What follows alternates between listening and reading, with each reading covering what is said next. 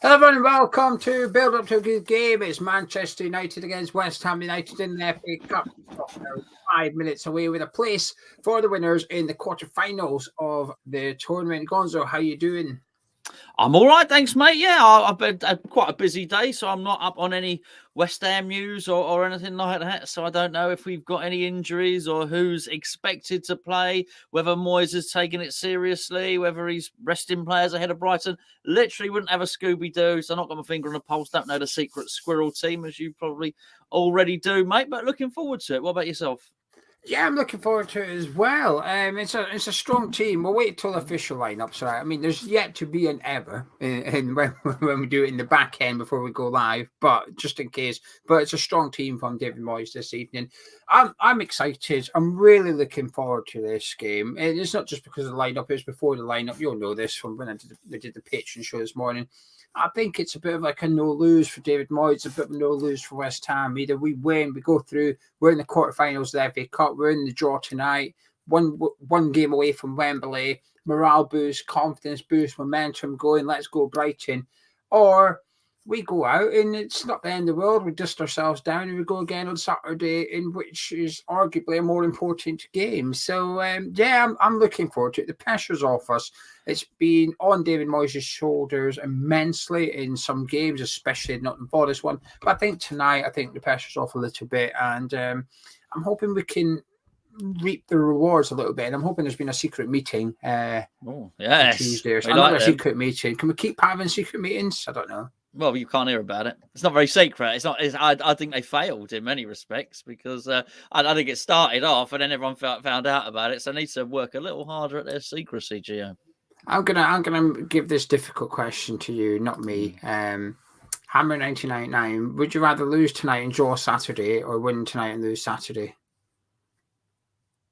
Oh, I see what they've done. So we don't get the win on Saturday. Yeah, I mean that makes it easy. I think I'd rather win tonight then. If it was the win on Saturday, then I'll take the draw. Against Brighton. Yeah. I'm not convinced we're staying up yet, so I can't relinquish. Either am I, but I think a point's not. Away to Brighton might not be a bad one, mate. As I was saying.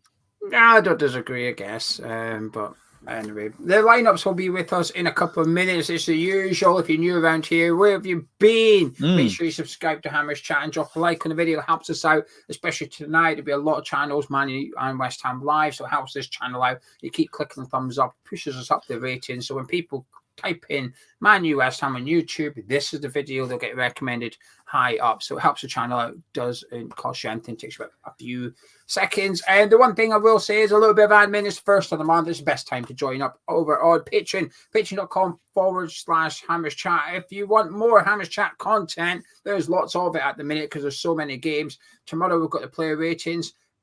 We've also got the February giveaway. We've got Mugger Tea this week or early next week. We've got Q&As with Jack Collison and Brian Dean coming up. We've got my Brighton opposition prediction coming up. We've got the Anton Ferdinand podcast coming up as well. Lots of content. Lots of stuff. But you can also support the channel from £3.60 per month. So less than £1 a week can unlock some of that additional content, plus a few perks, including an online discount at our online store, which is permanent. You sign up, and while you're a patron, you can use that discount as many times as you want. Anyway, links in the description. Gonzo, is there anyone you're hoping to see start tonight for West Ham?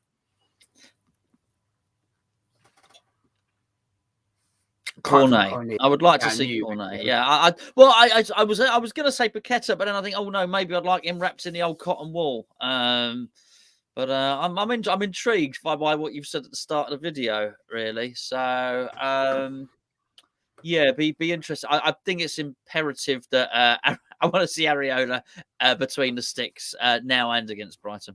Mancunian, I know it's not either or. It's a hypothetical question from Hammer 1999. It's a bit of fun. Hammer 1999 is just having a bit of fun.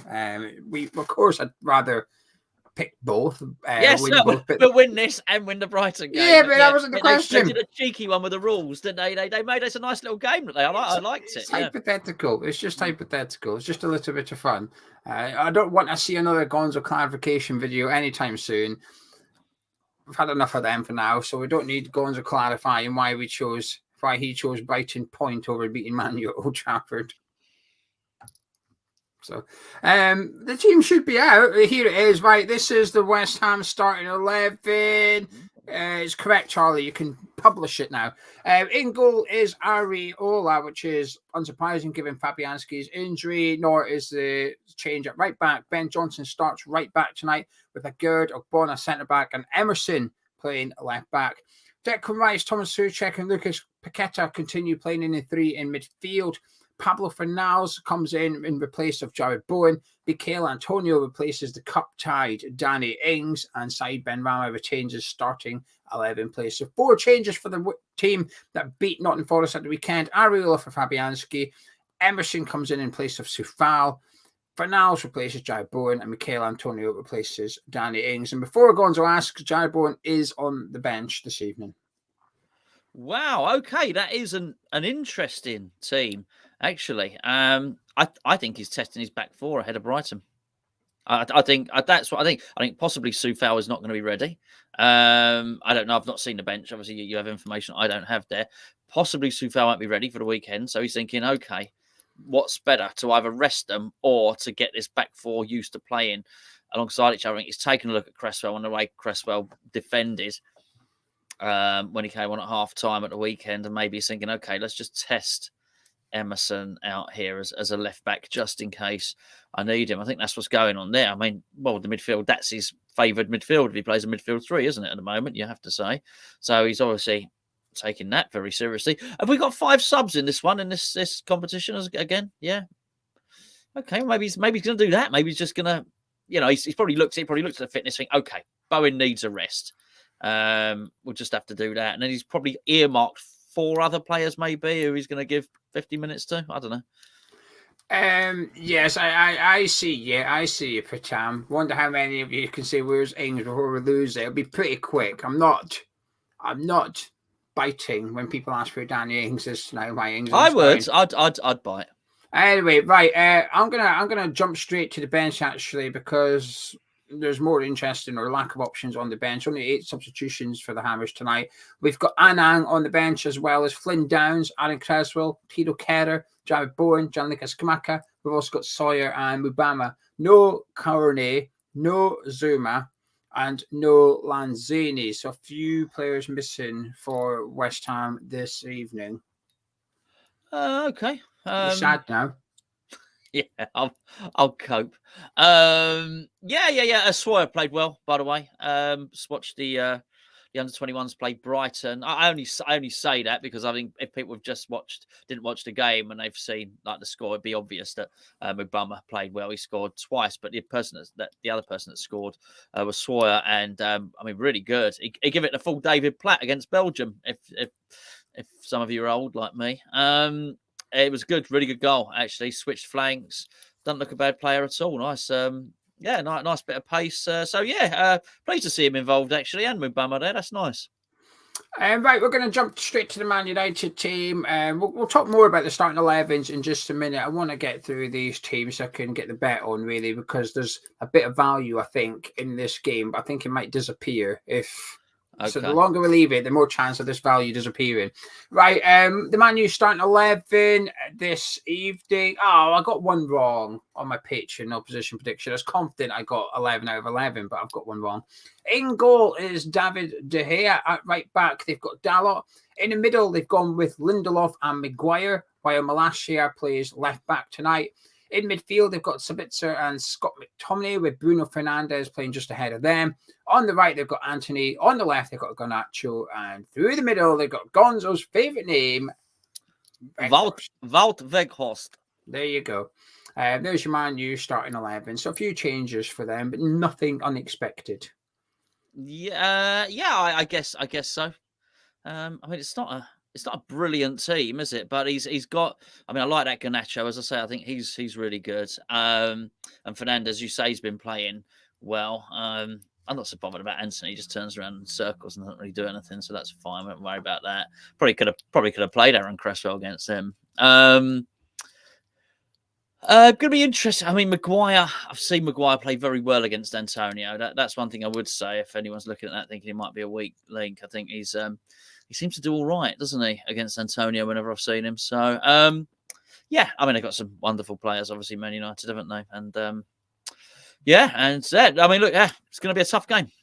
We'll get a bit of clarification on this, Andy. I'm literally reading the graphic the club have created, and I know you won't see it very well, but hopefully, but anyway, there's no Manuel Lanzini. That's the graphic that the club have made. There's no Lanzini. Surely you're not suggesting someone in the media department might have got something wrong, Geo? Well, Andy then reiterated there's actually 9 players on the bench, and Lanzini is one of them. But on the club's graphic they put up on Twitter, he's not there. He's not on the bench, so we'll have to wait and see. We'll try and get some clarification on that one. The Man U team, listen, I think it's strong. I think it's rotated, but this is the squad depth that they've got. They're bringing in Malacia for Shaw. They're bringing in Sabitzer into centre midfield. Garnacho's starting. I think this is a team that we were expecting. If anything, I think West Ham's gone a little bit stronger than I anticipated, and Man U's got exactly what I expected from them. So we've definitely got more players starting tonight that started the weekend than what Man U had starting in the Carabao Cup. So yeah, that one's good. Right, the Man United bench this evening, it's quite strong. It's quite a strong bench for Man United. They've got Tom Heaton, but they've also got Martinez, Varane, Wan-Bissaka, Casemiro, Fred, Palestri, Alanga, and Rashford. That'll do him, won't it? That'll do him, mate. Got the big boys on there. But you see, this is confusing. Garino says he's not there. Allison says it's on the website.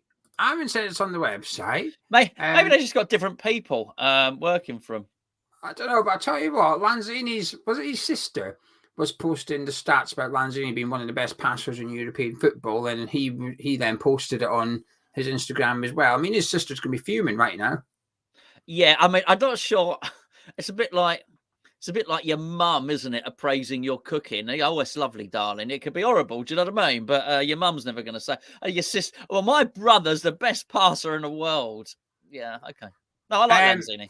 Right, time to get you in the poll. The poll is in the live chat now. As you watch the live, get involved. The question is, how do you feel about the starting 11? There's 4 options there. Get involved. Click the one that's most relevant to you. Connor says John T, who's the journalist for Football London, saying there's no Lanzini. But there's other people saying he's. Yeah, look, Nick's got him down on it as well. I don't know.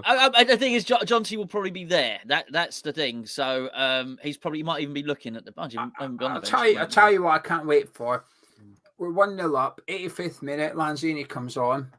We go through. We get drawn against, I don't know, Grimsby. Grimsby beats Southampton out. We get Grimsby in the quarterfinal FA Cup. We're all buzzing, and we get told actually West Ham didn't put Lanzini on the team sheet correctly. Kicked out the competition. Man U go through. Oh, that's an interesting one. That's an interesting. Manny there again. Yeah. I think the Photoshop geezers just forgot to put him on the graphic. That's all really. But I wonder if he's related to the guy that does the commentary for the youth team. Yeah, Lewis Oxford. Honestly, winds me right up. It's not just me. It winds up though, is it, Gonzo? Oh no, it doesn't. It's not. And to be fair, they were calling whoever was doing it. I mean, it was annoying me. I mean, it was a Brighton player as well, and he was called Omani, and they kept on calling him O'Mahony, and that was annoying me as well. But there you go. Can't get it all right. Right, we're gonna do a little bet now. Gonzo, what are you feeling for it?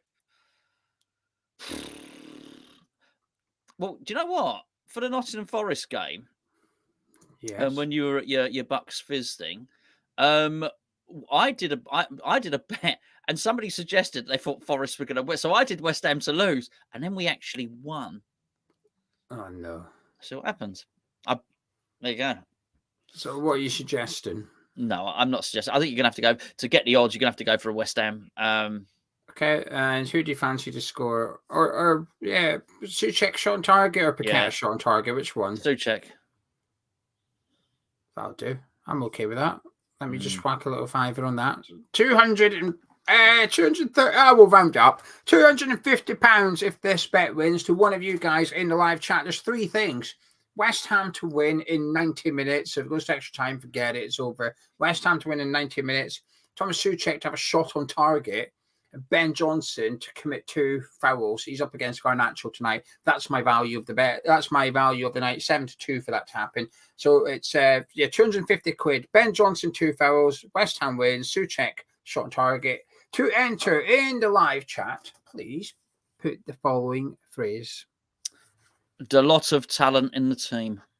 A lot of talent in the team. I thought you were going to say, where's Lanzini or something? You know, a little bit of a...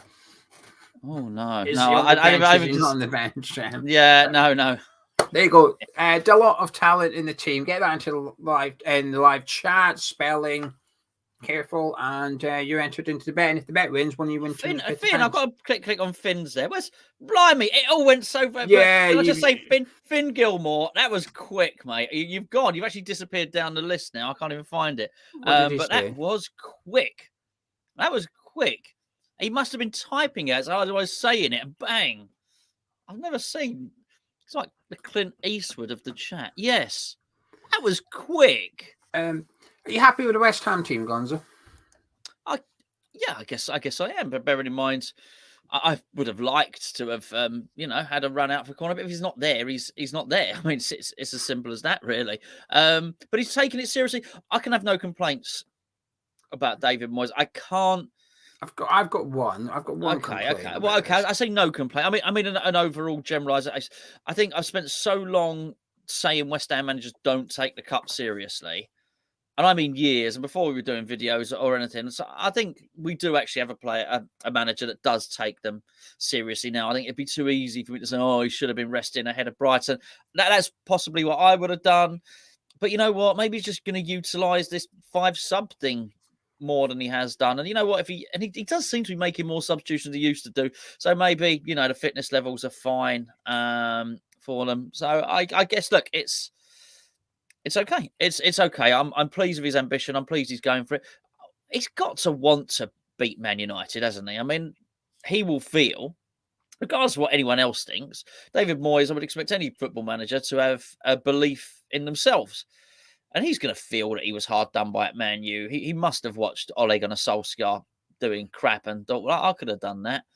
So I would wonder if he wants to go there and just prove a point. You'd want to, wouldn't you? A bit of personal and professional pride. So, hopefully we go for it. Yes, apologies. I'm just putting my little bet on myself here. I'm getting different. Fouls. You're not going for the Souček shot on target and the West Ham. Oh, no, I've just gone. Ben Johnson 2 fouls. That's enough for me. 7-2. Not Ben 2 fouls Johnson. No, nothing like that. Just the normal Ben Johnson do 2 normal fouls. That's all I've gone for. What I will say about Moyes is he's been speaking a lot about wanting to win a trophy recently. I think it's maybe dawning on him that he's coming to the end of his managerial career, that if he gets kicked out of West Ham, he's probably going to struggle to get another top job. This is his last chance to win a trophy, probably. This is probably the last chance for some silverware. It's possible that this 3 months is his last chance to win a trophy. And I don't mean that the one he won with Preston, not that one. One of the big ones. Yeah. And he's got 2. He's got the FA Cup and he's got the Conference League. If he wins a trophy, he's got to win one of those. And he was speaking, about how if he wins a trophy, he's going to do a little dance with Paqueta with it and stuff. Obviously, because Ten Hag was dancing with Martinez and Anthony. It must be Anthony. Maybe Fred, but he just has a twist, doesn't he? Just keeps on doing a pirouette. Anthony can't go anywhere. He's got no other moves. It's his trademark move, though. But anyway, so he's been speaking about doing that and stuff, and I don't know. It sounds like he really wants to win it. This is a strong team from us tonight. It's a strong team. My only complaint is no Jared Bowen. I think I get it. I understand that he probably needs a rest. But he's our main creative outlet. He was buzzing against Forest. I think he's been really good post-World Cup. And I just think that front 3, Benrahma, Fornals, Antonio, listen, a couple of seasons ago they were doing it, but, there you go. So someone didn't muck up the graphic. So there you go. Lanzini is on the bench. We do have 9 substitutes this evening, which is good. But, yeah, I mean, that front 3, listen, 2 years ago, that was a decent enough front 3, but it's not been firing for some time now. And I just think without Bowen, it lacks a little bit of the cutting edge. But this is a Man U team. This is a weaker Man U team you're going to get. Yeah.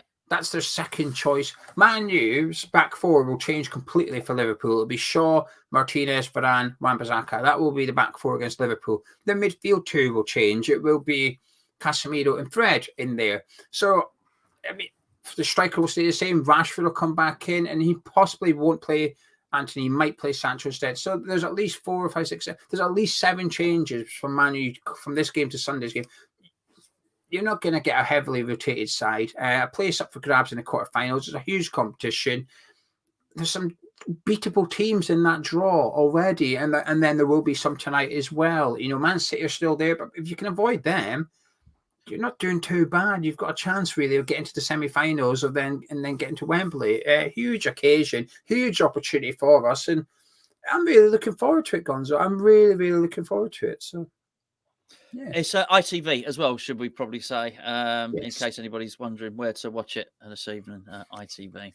Right, it's time for you guys to get involved now in the live chat. Let us know your thoughts on the West Ham starting 11, the Man United starting 11, how you see the game going, any hopes and fears, but not your score predictions. We do not want your score predictions. We like to get them all in one big go. So get your thoughts in on this starting 11. John says we can win this.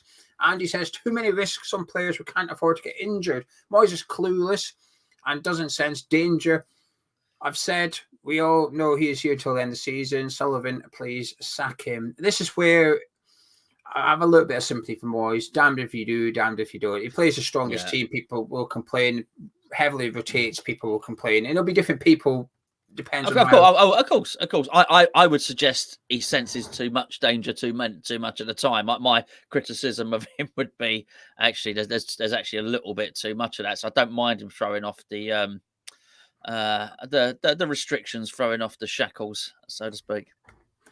Lightail, I'll quickly rattle through it, but the teams are on the screen. We've got Areola in goal with Johnson, Ogbonna, Gerrard, Emerson at the back, Rice, Souček, Paqueta in midfield, and then Ben Rama Fornals behind or either side of Antonio. The teams are on the screen for you to have a read. The Man United team is there as well. Mancunian says, has Antonio point blank refused to play in the wing? Would have preferred Antonio out there with Skamaka up front. I wouldn't imagine. I wouldn't imagine Antonio has refused to play on the wing outright. I'm sure he'd prefer, but not outright refused. I agree with that. I mean, we've seen him play right back. Gavino says not sure about Antonio against Maguire, hoping we don't go long ball as it did not work last time. Actually, I'm quite looking forward to Antonio versus Maguire. In all honesty, you've got I rate Maguire, but you've got a centre back who's must be a bit shaky. His confidence must be shaking a little bit. Not the team. Had to come on for 5 minutes in the cup final and go lift the trophy. It's not quite John Terry, but there's got to be an element of not quite embarrassment, but there's a little bit where you must feel a bit like you don't really deserve to be the one lifting it, because he lifted it with Bruno Fernandes. He didn't lift it on his own. He shared it with Fernandes, kind of thing. It was almost a little. You've played a big part in this, whereas I came on for 5 minutes and cleared it a couple of times. And that's all I did. So I think there's an opportunity there for Antonio to get at Maguire tonight. Stuart thinks Moyes has gone for a strong team, but I would rather be concentrated on the Premier League and the Conference League. Modern Life says Souček masterclass. Paul says Sabitzer will be kicking Paqueta all game to wind him up. We'll need Rice to watch his back. It's a fair assessment. Hopefully we don't get Fast. That's his name. Fast is Leicester Centre. Did you see what Sabitzer did to him? No. Studded him just above the knee and play on. The VAR I did see it. And they were like, it would have been a yellow, but VAR can't give out yellows, so carry on. It was nasty. It was nasty. Yeah. Anyway. Hammer999 says, happy for Emerson at left back. Not so happy with Weston of Bowen, but disappointed he's gone Pablo Antonio. Disappointed he's gone with Pablo. Antonio on the right with Skamaka up top would have been better. Everything's going to be coming down our left-hand side. Andrew says, a pace of Man U's flanks worry me. That's why we've gone for the Ben Johnson 2 fouls. Garnacho's... Yeah, he's got a good player. I think he's made the right choice. Worries me, Andrew, to be honest with you. Well, we'll say he's made the right choice going Emerson over Creswell. Creswell coming on against Nottingham Forest would imply that that's his second choice left back at present. struggled in the second half, and he's gone, right, well, I'm not doing that against Man U. I'm going to put Emerson in there. I think Moyes has got that one right. I agree with Hammer 1999. Vu says it's very strong. I think Moyes has gone for momentum with this lineup. We can give Man United a challenge, maybe win, and that's something to build on for Brighton. Absolutely. Ramble, there's 9. We went over this. There is 9. Lanzini's there. He's just the club messed up. Lanzini's there on the bench as well. There's 9. Yeah, easily done. Easily done when you're typing things out quickly and you've got a deadline, I guess. So, but yeah, I think they've rectified it now. They've literally got one job. You Photoshop guy. You don't know. You don't know. No. I would say, come on. You don't. That's a hell of an assumption to think his only job today. I know it was a joke. But my point is, when he's typed it out, before he exports it, just go 1, 2, 3, 4, 5, 6, 7, 8. Oh, hang on a minute, I've missed one. It's not difficult. I'm just trying not to heap too much pressure on someone who might lose their job. It's an innocent mistake. It doesn't bother me really. It's easily rectified. It's just fun to take the piss out of him. Glenn says, decent team again. Good balance. We've got a chance. Odds on Man United win, but you never know in a one-off game. Joshua likes Fornals and Antonio's link-up play. Fornals being able to cross to Souček from the right is a positive. Well, they're mates, aren't they? Fornals and Antonio, good mates. 1999 says, big game for Emerson and Johnson. Fullback slots up for grabs with Soufal out, Creswell out of form. I feel these two could be our two for the rest of the season, but they need to cement their places. I think that's fair. Well, yeah, we just don't know what's going on at that. So much hinges on Soufal, doesn't it? Because I think if Moyes wants to play with this 4, then I think it's fair to say if Soufal's fit, Johnson will play at left back. But Moyes probably looking at this thinking if he doesn't know about Soufal, he needs to test Emerson there because he's just found wanting, isn't he? Defensively, Cresswell, so often now. So yeah, I'm pleased. I'm pleased to. I think Hammer 99 is right. It's a big game for Emerson. Our boy says happy with the team. Few knocks have perhaps changed a few decisions for us tonight. Apache says now or never. Moyes needs to release the shackles. Let the team play jailhouse rock football. Chris says, are there any reason we should expect anything differently against a big team based on Moyes' horrific record? Expect do you know something? I've got one. No, I believe you can sort of hope, but no. To go use Chris's words, exactly. I don't expect anything. What's your one? Well, I've got 2. First of all, he wants to win a trophy. I do believe him when he keeps talking about it. And second of all, it's a cup game. If this was a league, I think Moyes would try and protect the goal difference to some extent. And we heard it after the Tottenham game. He almost said, we don't really get beat by many goals, as if it was like a badge of honour. That shows his mentality a little bit. Well, that's not applicable in the cup game. If you lose 1-0 or 4-0, it doesn't really matter. You're out. It's the same result. So actually, I think in the cup, the room for being a little bit more adventurous, I think, is more flexible. I think you're allowed to actually attack a little bit more because the consequences are the same regardless of scoreline. Whereas in the league table, it's not quite that. Moyes will be very much looking at the league table at the goal difference column, thinking, "Hang on a minute, we've got something here worth protecting." FA Cup, what's the point? It's not a thing. So I'm scraping the barrel perhaps, but that's my two things. And we've done quite well against Man United in the cup under David Moyes. He takes these things seriously, and that's it's fair enough, isn't it? Christopher says cup Moyes and league Moyes are different managers. Wouldn't be surprised to see a lot of attacking tonight. Hammer Boy says Man U are there to be got at. Yurt says remember Man City in the Carabao last year. Davina says we can win. Yeah, Man City depends and Benrahma thumped in that top corner. Good. Yeah. Gary says Bowen has a minor knock. To be fair, I think he's had a minor knock every game. He's getting kicked to ribbons at the minute, isn't he? Yeah, well, wrapping in cotton. Well, I noticed. Sorry, the it's gone, but somebody did. I think it's Dave earlier on in the chat did mention, perhaps protecting Paqueta's shoulder. You do feel he's one collapse on the ground, one awkward fall. There you go, that one. Yeah. I do know what Dave is saying there. Can I just click up one thing there, Geo? Yeah, only go a click away. And that is I didn't know that was you, Charlie, that starred it, so I left it. So that's I'm not going to read it out because I still think you know what I mean. But be careful. Yeah, I want to wish you a happy birthday, and mine Mine would be something with a sponge with some butter icing in it. But they want Marge. No Marge. It's got to have butter icing. Yeah, I mean, your favourite cake, Geo? Oh, it's just Victoria sponge for me, with the same as you. I like a little bit of buttercream, jam and buttercream in the middle, like proper 1950s cake. Yes, please. None of this fancy stuff these days or anything like that. I don't. Not for me. And I've never tried carrot cake just out of principle, because I don't think a vegetable should be in a cake.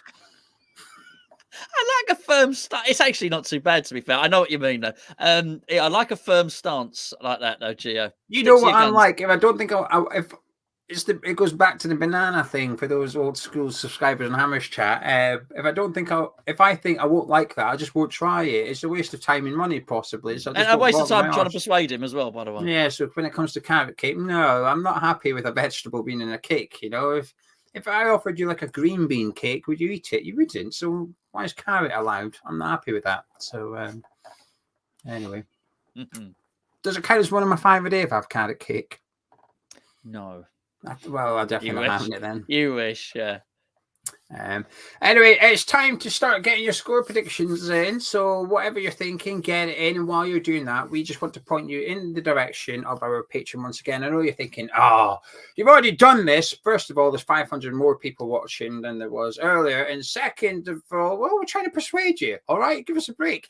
Patreon is crucial to myself and Gonzo doing this as our job. If you want one video a day on the forum channel and one video a day on the other channel, the one you're watching right now, then it's because of our Patreon. We've had no sponsors for the last month or so. As you will have noticed, there's been no Manscaped, no One Football. We've turned some down because we're quite picky about who we promote, or who we don't promote, rather, because we don't want to promote anyone. We don't want to promote people we want to promote. So we turn down sponsors, but that's only possible because of Patreon. So if you go to patreon.com/Hammers Chat, the link is in the description below. It is a subscription channel, but you get lots more content over there. It's over, if you take all the videos this month and divide it by the 7 days, it works out at about 1.3 videos per day. So we're producing lots of content based around lots of games. And tomorrow morning, myself and Gonzo will be live with our player ratings, which is a 45-minute video at least, discussing each player individually as well as the manager. And usually there's a story at the end of it. The one 2 weeks ago was entertaining.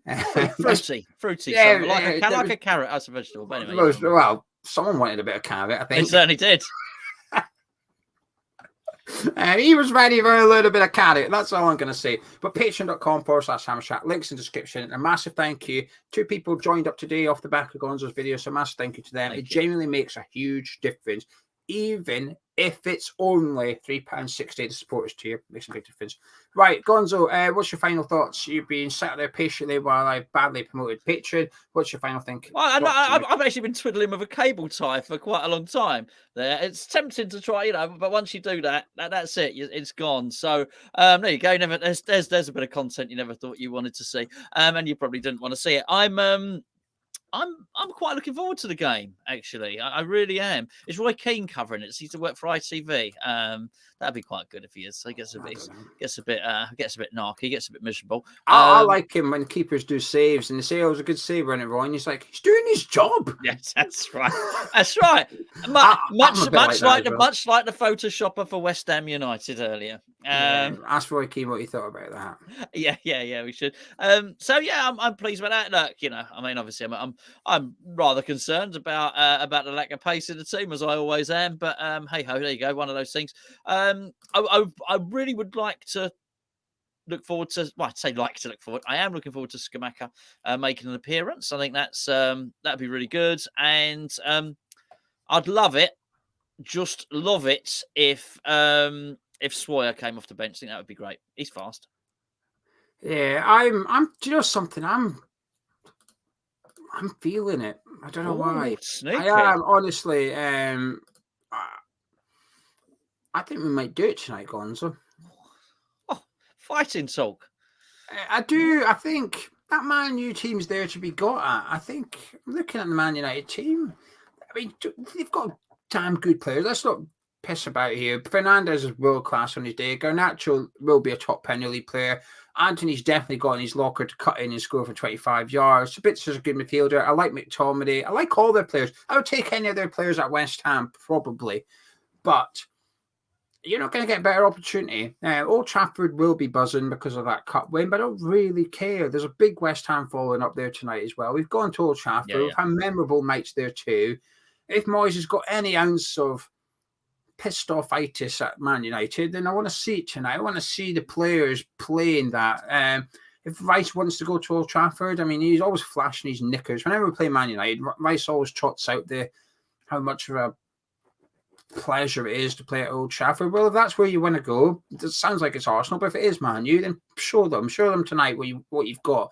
Paqueta, let's see what you've got as well. You're Anthony's there, Casemiro sat on the bench watching you. Show them what they know what you've got, but show them anyway. I think we can do this tonight. He's got a really good bench there. Scamacca's on the bench. Lanzini's supposedly on the bench. We'll have to wait and see if he actually is or not. We've got options on there too. So, yeah, I think we might sneak it. I think we're going to do it after. I think it's still going to go beyond the 90th, though. I think it might go to pens, Gonzo. Sorry, someone's giving me some advice for the cable tie. Oh, he's right. He's right. I like it. Clever. The only problem is we've got Areola and go for pens. He didn't cover himself in glory against Blackburn. Wasn't crap. He didn't do great, did he? No. But there you go. One of those things. At least he can throw the ball accurately. So that's something. You can't have it all as a goalkeeper. They cost the big bucks. The ones that can catch and kick and save, they cost the big bucks. Right. Aaron Zander, and coming to your comment in just a second. It was a good question, but before we do, I make no apologies for this. There's some patrons in the live chat. They put up their thoughts to try and persuade some of you to join up. I'm going to click on it. I'm going to use it. This is our best marketing tool. Get people that subscribe to us to promote us. It's the best marketing tool possible. So Rudy says, give Patreon a try if you haven't already. He's been a patron since day one. Genuinely hasn't been able to keep up with all the content. Keep up the good work. We've got Colin Wood says Patreon makes it so these guys don't end up on OnlyFans, which is a shame. I mean, we might get to that point one day, but you never know. Hopefully it'll be Gonzo before me. Hammer999 says Patreon is class. Anton podcast is honest and insightful. Player ratings are great when we win to continue the buzz, or good for therapy when we lose. Highly recommend it. And lastly, from Johnny Rick says Patreon's decent. I'm wasting more money on worse. And Gonzo Adden said, what do you think will make the difference tonight? I think I think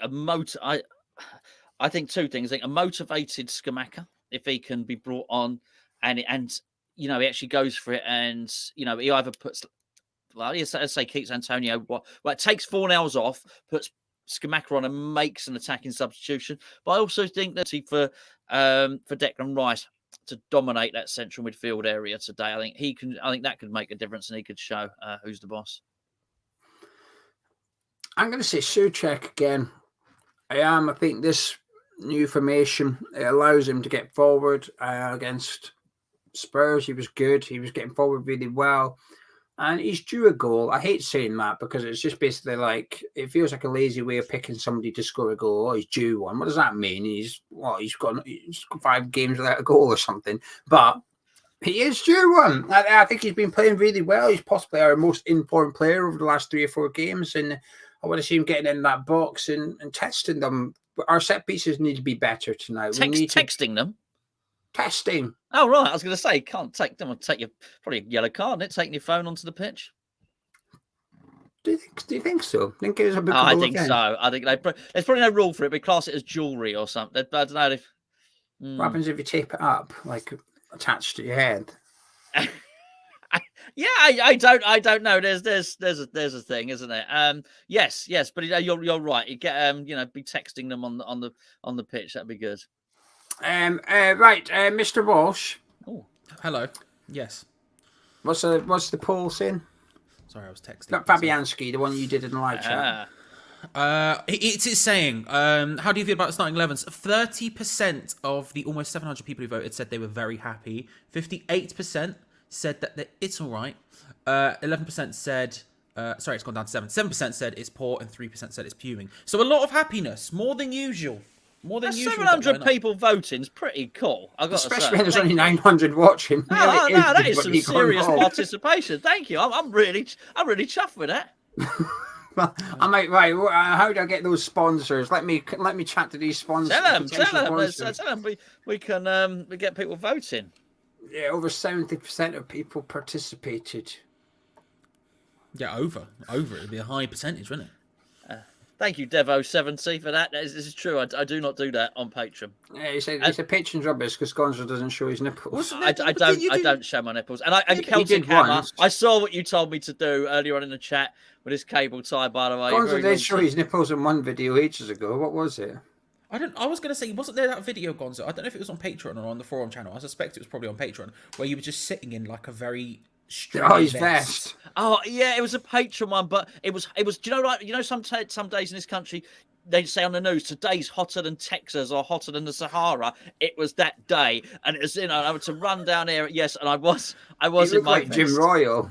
Yeah, yes. I did look like Jim Royal. Do you remember the time where I was too hungover and I turned up in my dressing gown to do the player ratings, and I had to get I introduced it, and I had to get my old man to do it whilst I sat next to him because I felt sick and I was sick. Yeah, I can't remember what game that was. I remember doing it. In my dressing gown. So yeah, not nice. But no, there was a forum video where you made a joke about the club wanting to buy the shirt off your back or something, and it came up. You were just sat there topless with a Claret and Blue bobble hat on or something. You're like, well, they've got it now. I can't remember what it was, but it was just a quick. But, anyway. So I'll tell you what, you get bloody close is what we're saying. You get you get as close as you're ever going to get, but you get close. Yeah. Right, me and Gonzo are going to disappear. I'll be back at half-time, and we'll both be back at full-time as well. Charlie, it's over to you, but don't go anywhere. Charlie's with you to full-time, but keep dropping a like on that video and subscribing. You have much chat, and Charlie, I'll see you at half-time. See you then. Thank you, Geo. Thank you, Gonzo. And thank you all of you for joining. Hello, how are we all? I hope you're well. First of all, I would like to say a massive happy birthday to Steve, all the way in Rhodes. It's my birthday today, so anything other than a convincing win would be very disrespectful. Strongly agree, Steve. I don't know if the others had said it or not, or if you told them, but if you haven't already, give Steve a happy birthday. Do you know what I mean? Man's always here supporting. I hope you're well. I hope you're all good, everyone. I do have Susan in the top corner here. I should say, Susan, if you're watching, I saw when you super chatted right as I finished the show in the last watch along, so I thought it would be nothing but respectful to put your name there because you didn't get it there last time.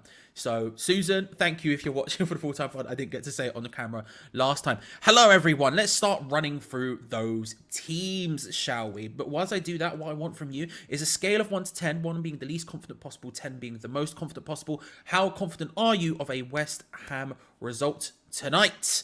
Result could be a win, could be a draw, however you're vibing, let me know. And as you go through that, as you let me know how that is, let's have a look at the lineup, shall we, in a bit more detail. That skipped weirdly, but there we go. West Ham lineup as such. Areola in goal. We maintain the back four formation with Johnson, Agard, Ogbonna and Emerson, interestingly. Rice, Souček and Paqueta seem to start at a 3 if it is the 4-3-3 that we played against Nottingham Forest. This is good. With Fornals, Benrahma and Antonio. Some very interesting stuff going on in there, right? Because you've got, first of all, Emerson starting, which, assuming Soufal won't be fit, isn't fit tonight. He isn't on the bench either, as you can see down here. Anang, Downs, Cresswell, Kera, Bowen, Skmaka, Sawyer and Mubama. So assuming he isn't fit, Emerson is probably the best choice, although defensively, I'm not sure he's any better than Aaron Cresswell. I should say that. I thought Aaron Cresswell was pretty awful when he came on against Nottingham Forest. However, you can't convince me Emerson's any better than him defensively, if we're being honest about it. However, apart from that, outside of that, very happy with the back four. I really want to see Johnson continue playing because I thought he played really well in that game.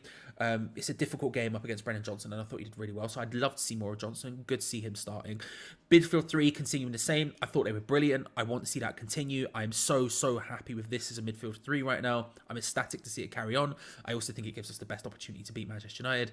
And then Fornals, Antonio, Benrahma is interesting. Obviously, no Danny Ings in the squad at all. So Antonio going ahead of Skmaka, who maybe just isn't fit enough yet still. I don't know what's going on there. Benrahma and Fornals, I'll be interested to see who starts on the left and who starts on the right. Potentially it's even a diamond where you have Antonio and say Benrahma up front with Fornals behind him or something. I don't know. I doubt it. I think it will be 4-3-3, and my gut says it will probably be Benrahma on the left and Fornals on the right. But that'll be interesting to see. Outside of that, though, I'm pretty happy with that. Stu from the Disabled Team, good to see you, my friend. Stu is an absolute legend. And if you haven't subscribed to the Disabled Team, make sure to do so already. I say it every stream and I won't stop. Hope you well. Good luck at West Ham. But my message to the fans would be not to get too despondent if West Ham lose. Staying in the Premier League is much more important. Stu, of course, a Leeds fan. And I can pretty much concur with that to some extent, to be fair. If you want, right? That's a no. I shouldn't say that out loud. Definitely no, right? Definitely no. That's for my OnlyFans. You've got to keep some stuff behind. And thank you very much, GP. Kind, but never gonna happen. Right. Talis with a 6, 4, 7, 10, 100% says Val. Love that. 6, 4, 4, 3 says Chuck. 6 says Draconian, or maybe 6, whichever way you want to vibe it. 6, 5. 2, 5, 6.73, 6, 7, 4, about a 5. 4, 69 says GP. Nice. 9.999999999999990 says Celtic Hammer. Chris lobs a 6 in there. Nick Day by Day, sorry, says 75 point. I got this. 75.5385. 2756% confident. There we go. I think I got that right. Probably not. Mojo Hammer says 6.5. 6 says UK Cockney Boy. It's Steve and my birthday, so we can't lose. Swads, happy birthday as well. If you haven't said happy birthday to Swads, make sure to lob it in there. 4, 7. You can see there's a lot of sort of oh my god, I'm seeing the words. I'll carry on, but we'll see. I'll see what happens. But yeah, I'm seeing. There's a lot of. I'm seeing a lot of this. Bollocks. Yeah, I'm seeing a lot of sort of numbers in between that sort of like middle ground, and it's difficult because as much as I like this lineup, we are obviously facing Manchester United, who, by the way, don't tweet out a bloody picture of their thing, which is infuriating to me, but a problem that only I have. So let's get a super nice image. But yeah, the point I'm making is, shout out Tyler Bate, by the way. What a guy.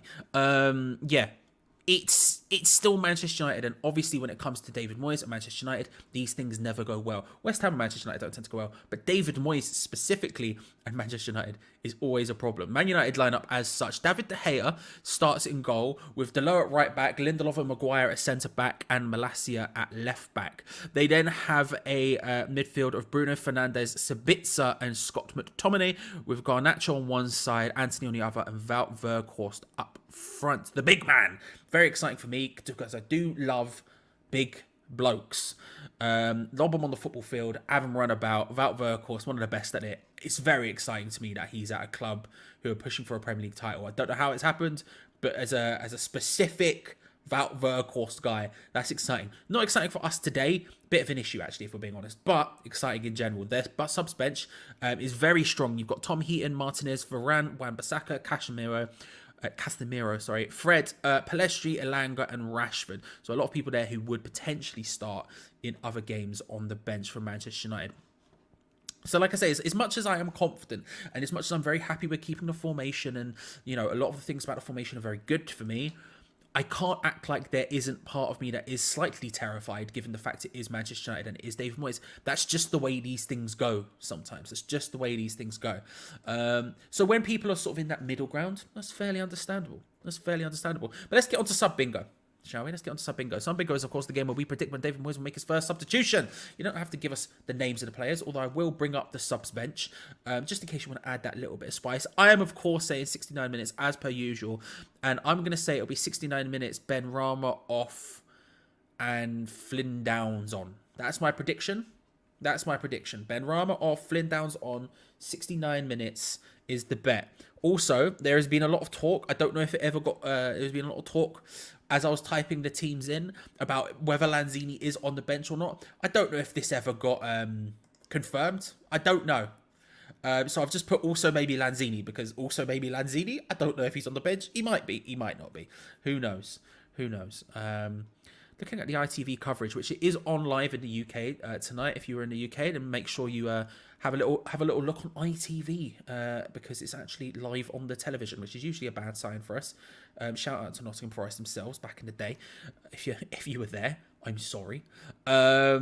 But that is a way to watch it. However, if you don't have access to ITV or you're in your states, or if you're somewhere else in the world and you just can't watch it, there are definitely ways you can. What I would recommend you do is scroll down into the description below. There's a bit there called Join Our Discord. Lovely Hammers chat. West Ham community fans of all clubs are welcome. Just a nice place to hang out and have a chat, to be honest. But more importantly, on the left hand side, there's a bit there called Stream Links, and you will find what you're looking for. Give it a little bit of time, though. Give it a little bit of time. You know, the mods over there, Ben over there, Ginge, Tom, like the people who are over there doing it, they got a lot of stuff going on. Do you know what I mean? So it might be it might be 5 minutes after potentially. Anyway, let's have a look at some of these sub blinkers. That is very yeah. Let's just go for it now while we still can, because once that happens, problems. Yeah. Also, I have seen a lot of people talking about the Antonio Paqueta thing, so I'm really hoping we'll see. We'll see. Stress, Wally. We'll see what happens with that. If anyone has confirmation, do let me know. However, outside of that, Super Harhaj is going for a 71st minute. Joan 59. By the way, Joan, good to see you. You commented on something that I did recently. I can't remember what it was, but it was a very kind comment, and I wanted to say thank you. But I don't remember what it was. Sorry for that. I made a point of going, I should tell. Don't remember, Joan. It's gone, but appreciate it regardless. No, I thought it came back to me. It didn't. Major's going for 56 minutes. 70 minutes says Thomas. Mandy G is saying 22 minutes injury, stress, but also potentially. Stuart is saying 74 minutes. GP is saying 89 minutes. Dave is going for a solid 42. Stress. Skamaka and Downs on at 68, says Swads.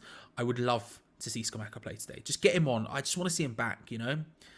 Feel like crap, just want him back and all that. I need it. Downs for Paqueta before we start, says Mark. Again, that will, to be fair, if Paqueta isn't playing, that's probably what's going to happen, isn't it? If we're being real. 72 minutes, Antonio off. Sunnyverse, what's up, Charlie? Good to see you, Sunnyverse. Hope you're well, bro. Hope you're having a good day. Suchek off for Downs, says Celtic. 65 minutes, Mark Dymok. Ben Rama off. If we lose, but Paqueta survives without injury, I'll take it, says Aran. Yeah, that's a big thing for me as well. Like, Paqueta, I think, is finally really starting to come good. I think we finally found the position that works for him at the moment. Obviously, it will grow and it will evolve and it will change over time. But I think for now, we finally found a midfield three that really works for us. There are baby bells available, ladies and gentlemen. Get hyped. There are baby bells available. We finally found a sort of system that suits him, and a position that suits him. And so, really, if he can keep coming, if he can keep playing, if he can get through today without injury, hopefully, if he can get through training without injury, bloody hell, then you know, I think it would be highly beneficial for us going forward, because I think he's going to be a very, very important part for the rest of the season. My headphones, or I don't think it's my headphones. I think something in my computer's just dodge. I need to fix that at some point because I'm getting significant fuzz. Although when I turn it up, it doesn't go up, so maybe it's the headphones. Who knows? Right. What else are we saying? 0 minutes, Paqueta not even starting. Yeah, we'll see what happens with that one. 70 minutes, Skamaka for Antonio. 27 minutes as Will Bex. Skamaka wants to leave West Ham as Moyes never plays him. I don't know if that's true or not, B-Sun. I've seen the reports around it. I don't know. It's obviously a long way to the transfer window, a long time to go. There's many games to play until then, so we'll see what happens. Chris Jericho takes back. Yeah, he was also trending for some reason. Something he said. He's out here killing the game in A-dub. Good stuff. That's a fair point. I'll look into this after, because I know there's a bunch of old links in there and stuff. I'll look into this after, Ginge. By the way, if you've ever used one of the links in the Discord alongside Ben and Tom, people like that, you should thank Jim. There. Thank Jim. Ginge does a good job. Man comes through with links consistently. I've watched many in an event thanks to Jim. So you know. I know, it's a bit warmer here. The warmer climes of sunny London. You know what I mean? The warmer climes. I don't know what to do with myself.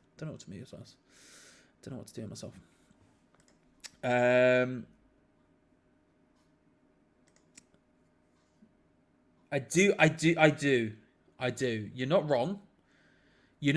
Can you tell I typed it very fast while on the phone to my mum? Can you tell I typed it very fast while on the phone to my mum. I've messed that up. I've definitely messed that up. So what we're going to do is we're going to take off the S there. Then we're going to move this around so it looks down. So it looks like, yeah. It's look like I'm starting to double. Yeah, no. Yeah, that is how you spell his name. Yeah.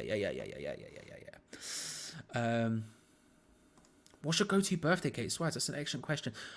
I tell you what, I don't tend to have it very often, but I'm big into a chocolate cake, and everyone, I want your answers on this as well. Go-to birthday cake before we go on to the next section of the build-up / watch-along show. I want all of your answers to this as well. You can, but go-to birthday cake or even just favorite cake, you can stretch to if you wish. I love a chocolate cake, right? I do love a chocolate cake. Colin the Caterpillar, what a legend, you know. Other caterpillars are available. It feels a bit disingenuous knowing they're not Colin, do you know what I mean? However, I will say this. I love a carrot cake. I do, and it doesn't have the chocolate, it doesn't have it's not Christmas, it doesn't have the birthday vibe, does a carrot cake, but I bloody love carrot cake. I think it is potentially the best type of cake. Maybe wild for me to say because I do love chocolate, but carrot cake is a top tier cake. Is all I'll say. It's a top tier cake, you know. But I don't tend to have cake that often. But when I do, not because I don't want to, just because, you know, time is of the essence. Time is of the essence. Right. Let's while you're in here and I'm just rambling about cake, make sure if you haven't already to subscribe and like the video. Liking helps us push us massively up the rankings. We've obviously got a lot of competition today. There's lots of West Ham and Man United videos going to be around. There's obviously a load of Man United channels. There's a load of West Ham channels. We're all going to be doing videos about it. Make sure to check out everyone else's as well. Get some different perspectives on the game. You don't want just solid ones. However, if you do like the videos, that helps us up massively because it pushes us up those rankings and it makes us more likely to be seen by people, you know. Man United people who want to come across and see a West Ham opinion. You know, clearly they want to see this odd couple as opposed to, I don't know, Goldbridge or someone who's actually intelligent. On top of that, like if you're while you're down there, make sure to hit the bell notification while you're subscribing because it means you won't miss out on any future videos. If we do go through tonight, if that happens, I mean, regardless, we will be live until full time. We will then, of course, have our live match review with Geo and Gonzo. However, if we do end up going through tonight, right as that finishes, of course, the draw for the next round is happening after I think it's the Spurs match finishes.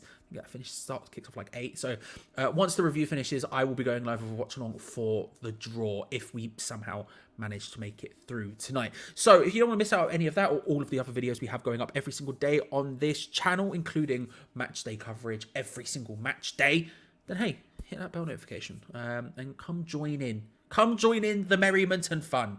Ladies and gentlemen, come join in the merriment and fun.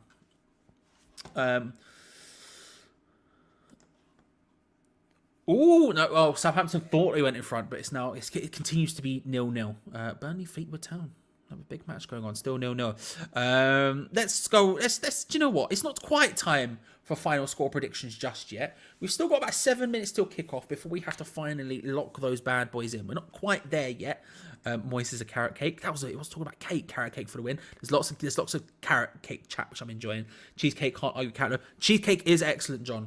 I will say this: cheesecake is excellent. There's this one my mum buys, which I don't know where it's from or what it is. It's just sometimes when I'm at hers, she's like, "Oh, do you want some cheesecake for like dessert?" And I'm like, "Yes," and it's unreal.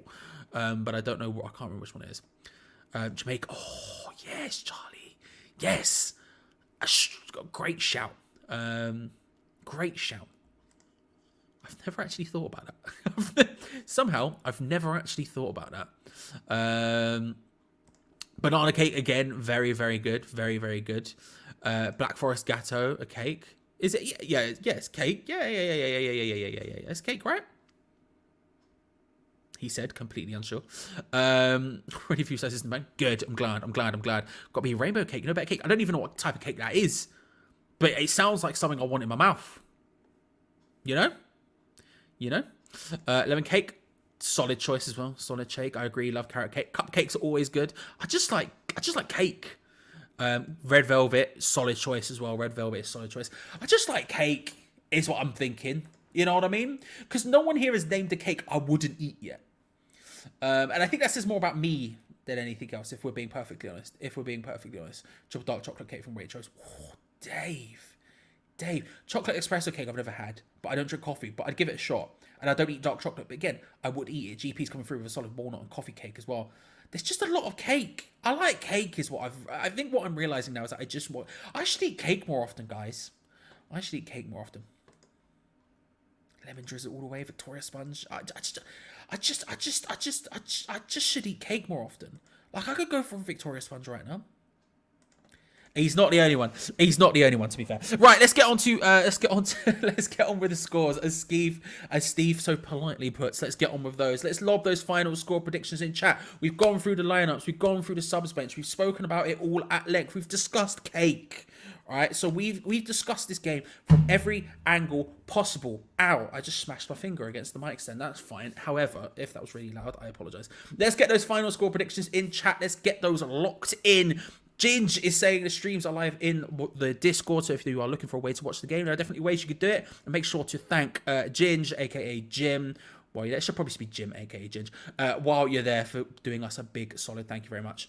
But let's get those score predictions in, ladies and gentlemen, so we can lock them in. We get them and we lock them in. You know? I have to keep doing this with my arms today until I get really cold and they'll be coming down. But because we are moments away from kickoff at Old Trafford. FA Cup time. I don't know where my score prediction lies today. I can't lie. I'm not sure where it lies. There are two parts to this side to me. I obviously love the FA Cup, and I always want us to do as well as humanly possible in it as a tournament. It's one of my favourites. When it comes to cup competitions, it's, you know, in the UK it's my favourite, and then it's one of my favourites out there. My problem with this is obviously we're in a relegation battle, and so part of me that thinks to myself, we need to go as far as possible in the FA Cup every single season, is a little bit lessened because I'm concerned about Premier League survival. As Stu said from the Save team earlier, Leeds fan, of course, probably understanding that sort of fear of relegation at the same time. And the other part of me at the same time is obviously the Europa Conference League still exists. And if I'm being honest, I low-key think Europa Conference League we have a better chance of winning than FA Cup. Having said that, of course, if we somehow manage to get through Manchester United tonight, then that is one of the bigger names in this competition, one of the big dons in this competition, one of the people who are most likely to win this competition gone and out of it, which gives us a better chance. But at the same time, if you'd ask me which one I would rather win, it would probably be Europa Conference League, I guess. Even though both get into Europa League football, I feel like personally that winning Europa Conference League is more beneficial to us. I don't know. It's a really difficult choice. But I will say that I do think Europa Conference League is more winnable. And by that token, if it's the more winnable one, then we should probably go, if we are going to go all out for one cup competition, although I don't think we'll go out for any, because one, David Moyes isn't particularly a cup competition man, although our Europa League run potentially says different. And two, we obviously have the relegation stuff I was just discussing. Then potentially it would probably be better to go for Conference League. However, having said that, is there less matches in? No, it's probably just as many matches, right? It's probably about the same amount of matches. I don't know. All of that aside, predictions wise are a little bit different. I'm probably going to say 2-1 Manchester United. I'll say 2-1 Manchester United, but you know, we certainly give it a shot and give them a go. As long as we put in the performance tonight, that's the thing that matters for me. Put in the performance when it matters, make it happen. That's all that matters to me, you know? Anyway, right, let's have a look at some of these score predictions, shall we? GP hitting a 3-1. Hart says 3-0. Head says 3-0. Fair. Man U fans talking about Man U are really City fans. I butchered that. But I butchered it. To be fair, when I went to Manchester for work, only football fans I met were Man U fans. To be fair. Dave says 2-1 to the Irons. Richie says 1-1 West Ham win on pens. Big. Does it go to pens or does it go to replays? Must be pens, right? Because I keep seeing people talk about pens. So it must be pens. Tiramisu is the best cake. I tell you what, I've never had a tiramisu, but I'll give it a shot. But I've never had one, to be fair. John says 3-1. Old Greg's Creamy. Bailey says 1-0. Ford says 3-0. You're not wrong. Swag. I ballsed it up, bruv. I ballsed it. That is a solid shout. That's disgraceful from me. That's disgraceful from me. Dean wouldn't have missed it. Dean would have been all over that part. I would have missed the wordplay there. Hang on, Alex Ferguson's on the touchline. What's gone on here? Have we been duped? Are we about to get battered by a Fergie timed special? Why is he on the touchline? Why is he dressed like every single person is right now? What is it with the flat cap thing at the moment? It's just a bit wild to me. When you bashed your hand, I thought it was just here at my door. Sorry, my bad. Did somebody say just eat? I was going to make an ouch hand joke. It didn't really work. Steven saying 2-1 to Manchester United. Mark Watson says 3-2 to the Hammers. 3-0 Man United. Friendly ref says Thomas 2-1. Says Celtic. I'm sorry. The Cornet deception is saying, or I suspect it's not Cornet, but still. Desmond and the winner pens. Yeah, listen. Artis is saying 2-1 to West Ham, says Jim.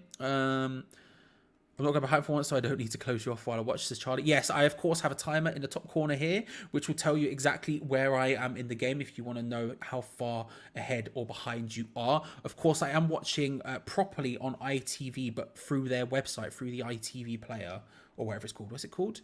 ITX or something? I don't know. It's on itv.com, right?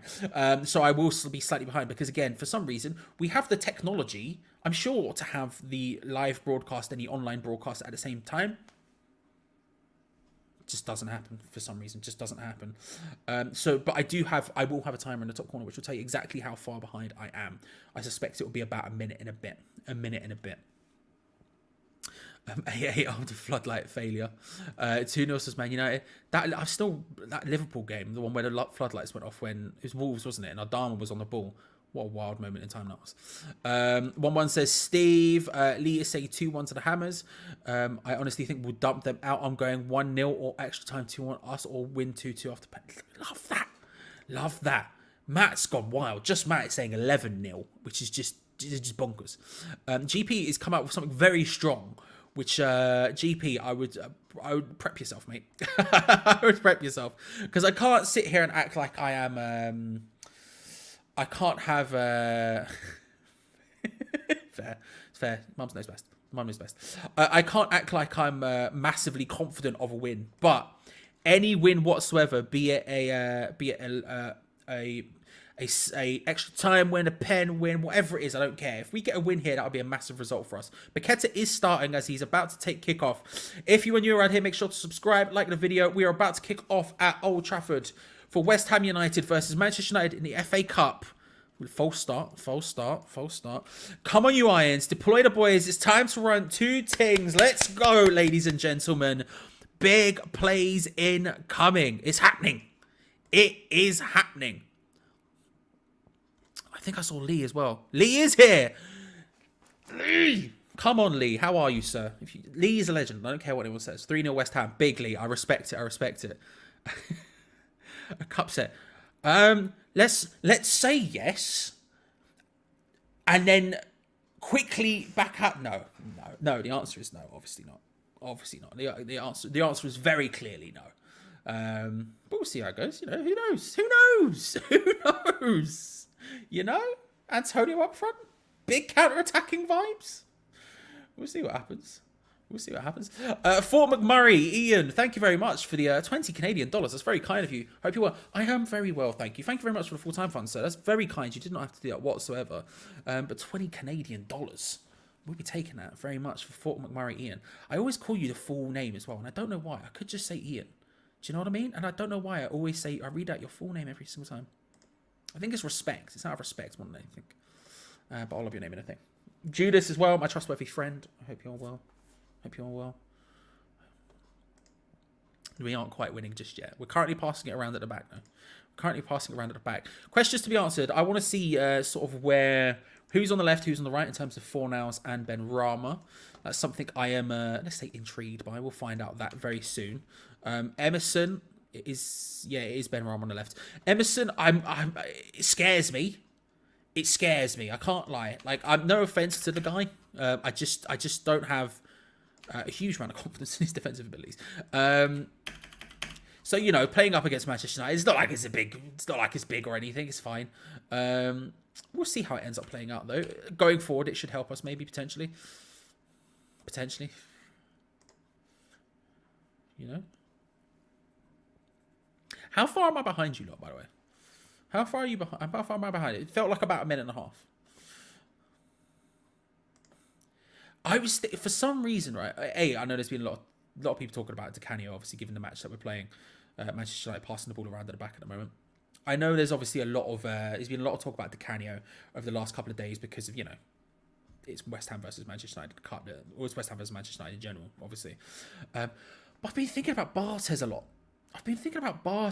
You know, when I was a kid, I remember in primary school. It might have even been reception. It was probably very young. I remember Barthez watching a game, and Barthez had come out of his box with the ball, right? Just controlling it. Just like ball over the top, he just come out and collected it, right? And we were playing football in the playground, and one of my friends, and I was in goal, and one of my friends said I wasn't allowed to come out of the box, that was cheating. And I said, how comes Barthez was allowed to do it the other day then? And he said to me, it's because he has a special contract. And I always think about that when I think about Barthez, you know? I always think about just him having a special contract. Ben Rama trying to take it past two people, couldn't quite manage it. It goes out for a goal kick to Manchester United, but positive side is that he's at least on the ball.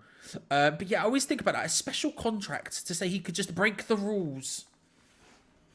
Almost as bad as when one of my mates when I was a kid said that... one of my friends said, he said, you know why storm clouds are black, don't you? We must have been about 10 at the time. And I went, no, why? And he goes, because they've got hurricanes hiding inside them. And he meant it. He meant it. You know? Special guy. Anyway, Manchester United on the ball, passing it around. It's going to be a long game. I don't think we're going to be as active, as excitingly, attackingly active as we were against Nottingham Forest in this one. And so far, you know, obviously it's a bit too early to say exactly how the game's playing out, but so far it is very much Manchester United on the ball, passing it around, just sort of trying to find their way through it, us sitting very, very deep. There's not much proactive pressing going on from us, although some nice quick passing there, some nice quick direct passing as well. Antonio on the left-hand side, charging forward. He's got Ben Rama in the centre. He's got someone arriving at the back post, and he just... frankly, tries to dribble round Maguire, who quite comfortably outpaces him. Yeah, special contract. I just, you know. Jonathan, that is very early from you. I'll say that. Look, I'm as bad as you are probably, but that's very early, mate. That's very early. It was a special contract, was it? I never saw him play in person. Never saw him play in person. But obviously on telly, match of the day, all that sort of stuff all the time. Not all the time, but I did see him play.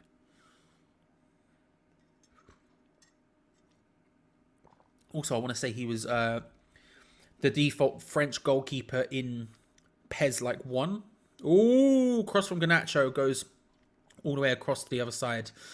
I don't know if it went out or if it's going to be a throw-in or not, but Garnacho picks up the ball wide on the left-hand side, takes on Ben Johnson, beats him.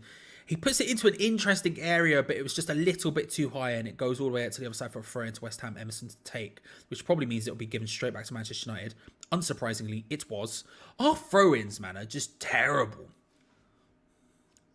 McTominay puts it in, all layoff, nice. Number 15 hits it. Save from Areola. Good save as well. Sabitzer, that's who it was. I reckon my brain went, who's number 15 as he went to hit it? Sabitzer, yes. McTominay skips past one, drives it into the box. It's laid off by Wout Weghorst. And Sabitzer just hits a howitzer, a fizzer. It's a good save from Areola at the end of it. Great save.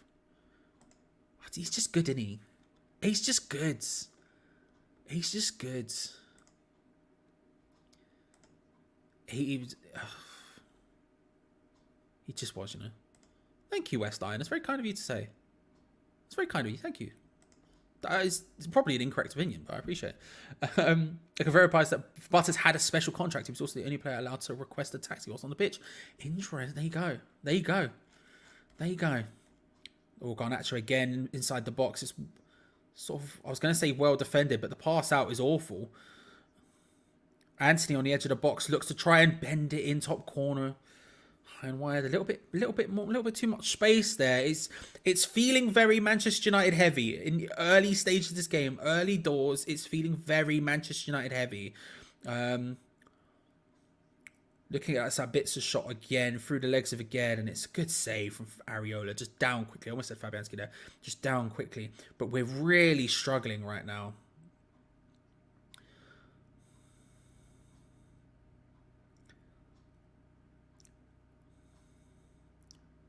Mark McTominay there was just sort of... I was just watching. It was sort of a nothing moment. It was just sort of waiting for the ball to get placed and everything else. But I was just watching Thomas Souček because I was thinking to myself, I wanted to see how sort of how isolated Mikel Antonio was feeling. How deep of our wide players, you know, is there anything going to get involved with there, right? And I think McTominay's just taken down Souček there. I'm pretty certain Scott McTominay's been told to basically stand on Thomas Souček. Obviously in the game against Nottingham Forest, he was really, really effective. Midfield 3, he'd sort of gone flying forward. Yeah, Thomas Souček just basically run away from Scott McTominay to go to the other side.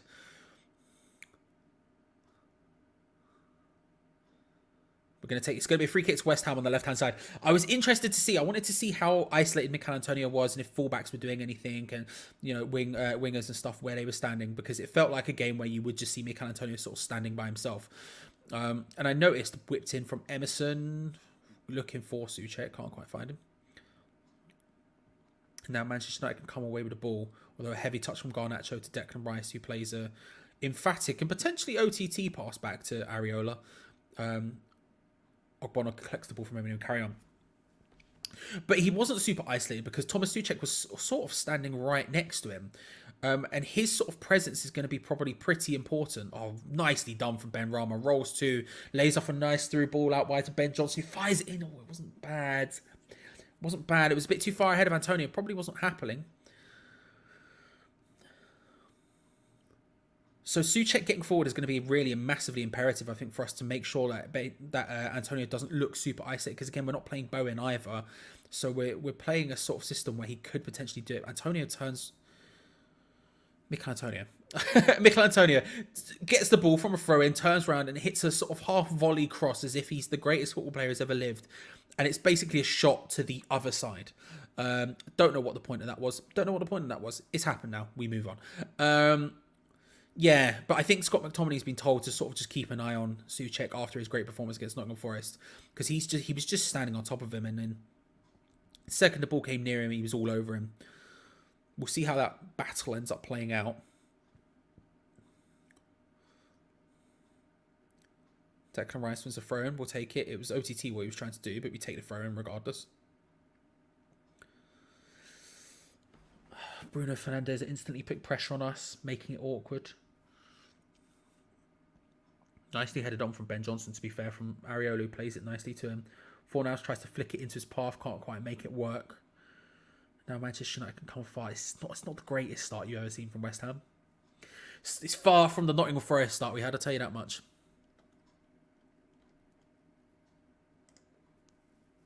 Apex, specifically. The PS2 one.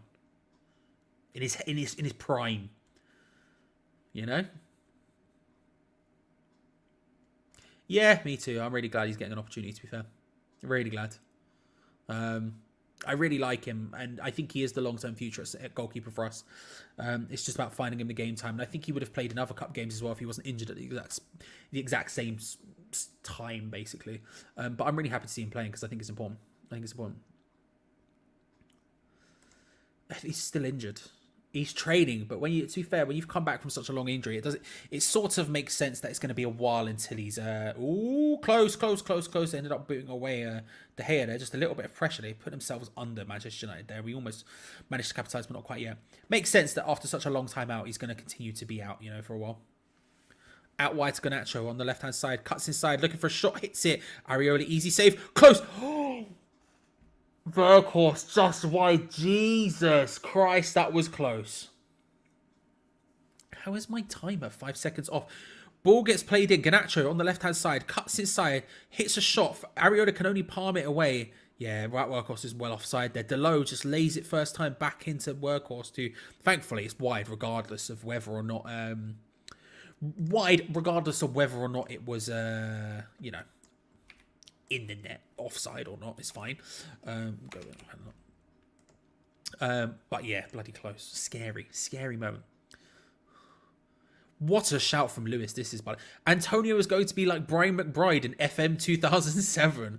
When he moves down to the championship in a couple of years, he will tear it up. Strongly agree. First of all, Brian McBride, what a call that is. Secondly, FM 2007.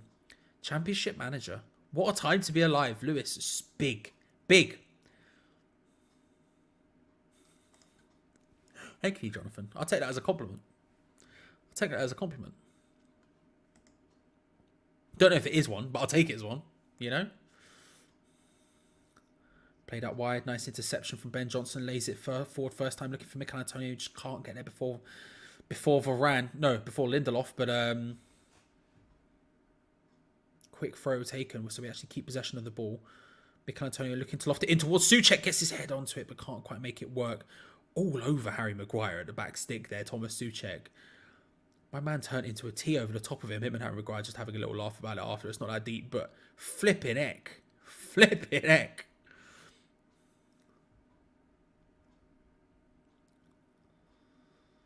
That's the reason why Souček's going to be important in this game. Mikel Antonio got it from a quick throw on the right hand side, and usually, you know, when he gets in those positions, there's not a lot of people arriving in the box to make anything happen. Souček was already there, and if out of our team, if one person's going to score a header, it's going to be Thomas Souček. And so in that sort of situation, that's where you want him sort of super advanced, and he is getting very advanced again. Big boot again to Thomas Souček. He wins yet another header. Antonio lays it off first time to Declan Rice.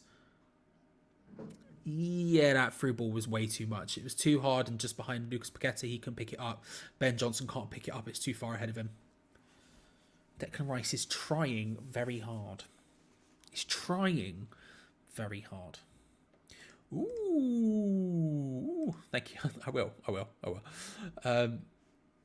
Mate, I guess you could do that.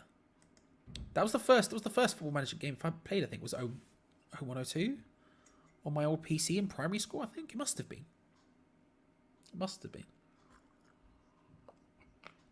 It was either that or 0203. I don't remember which one it was. I'm deep into an FM Man City save. I say deep. I'm almost at the end of my first season with Manchester City. I bought Declan Rice just practically because I could.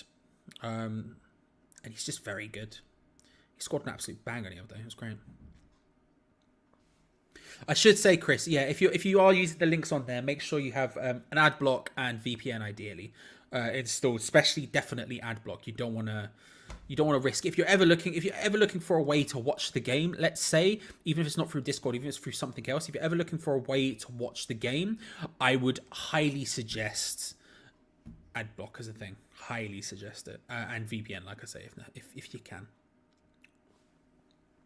Yeah, it's definitely very scrappy. It's a very slow start from us, though we're sort of slowly moving into it. I mean, not incredibly so far, but it's slowly getting better. We're getting a foot on the ball a little bit more now. We're finding our opportunities. Souček's getting very far forward, obviously, which is being helpful to us, but it's not like a world-class start from us by any stretch of the imagination. Emerson out wide to Rice, playing it across to Paqueta, who goes down quite emphatically, and it's a foul. Man United are not happy about it. They came away from it. Verkhorst is coming back to complain to the referee about it. Paqueta did go down quite spectacularly. Yeah, I will say that. Yeah, I'm not really sure about them ones. Not going to lie about it. I'm not sure about them ones at all. I mean, Verkhorst's hand was out, certainly, but yeah. When my nan really died, she left something sentimental. What? I mean, look, listen, if it means something, it means something, but mine left me her PlayStation 1. That's what I got from one of my nans. My other nan I got a load of other stuff from, but the PlayStation 1 from that one. And a Sega Master System 2. So, this stuff I really cared about for me. But sorry for your loss if it was recently, by the way. It's a horrible thing to go through. Yeah, it is. If you are in the UK, by the way, just watch it on ITV Player. That's what I'm doing. Yeah, it was very he definitely I don't think it was enough to go down. I don't think it was enough to go down. Let's say that. Oof. Not good. Not good whatsoever. I don't know, but the sooner the better. Quite like a free surf shark, do you know what I mean? And I reckon you could probably swing that in a sponsorship thing. Lindelof plays it back to De Gea, boots it forward. We're getting a bit more into this. I will say, after a shaky-ish start where it felt like Man United was sort of knocking on the door quite heavily, we're sort of gaining a bit more ground in this game. I can't lie. We're sort of a bit more possession, a lot further up the pitch. And when we have been in this advanced position, Manchester United, I mean, we're not converting the opportunities anywhere near. I mean, converting the opportunities. We're not creating opportunities enough, but we're sort of getting into promising positions even in a fairly consistent manner. So we'll take that. A very loud scream from Paqueta. I don't know if you lot heard that. Ball goes out of play for a throw in, and he just sort of went, "Oh!" At least I assumed it was him. I don't know though. Maybe I'm wrong. Yeah. PlayStation 1 with Abe's Odyssey, Oddworld, Theme Hospital, Gran Turismo 1, and Lemmings, and with the expansion, oh no, more Lemmings. As well as her collection of PlayStation 1 demo discs, of which she had a lot. So, you know. Still got them all at home. Still got hers and all of those at home as well as my PlayStation 1. I had a PS1. She was big. She bought a Sega Master System 2 when one of my cousins was born about 3 months before me, for something for the kids to do when they grew up, right? And then she just got super into it, and so she bought so when the PlayStation 1 came out, she bought that as well. And she would, she had a subscription to PlayStation, official PlayStation magazine, and would collect the demo discs, and had a stack of about that many or something. I've got most of them. I've still got them all at home. Almost all of the demo discs that they had throughout that time. All nice ball over top from Paqueta. I know it was Paqueta who was running onto it. I don't know who played it. It was 4 hours. I couldn't quite get there, but it was a nice idea.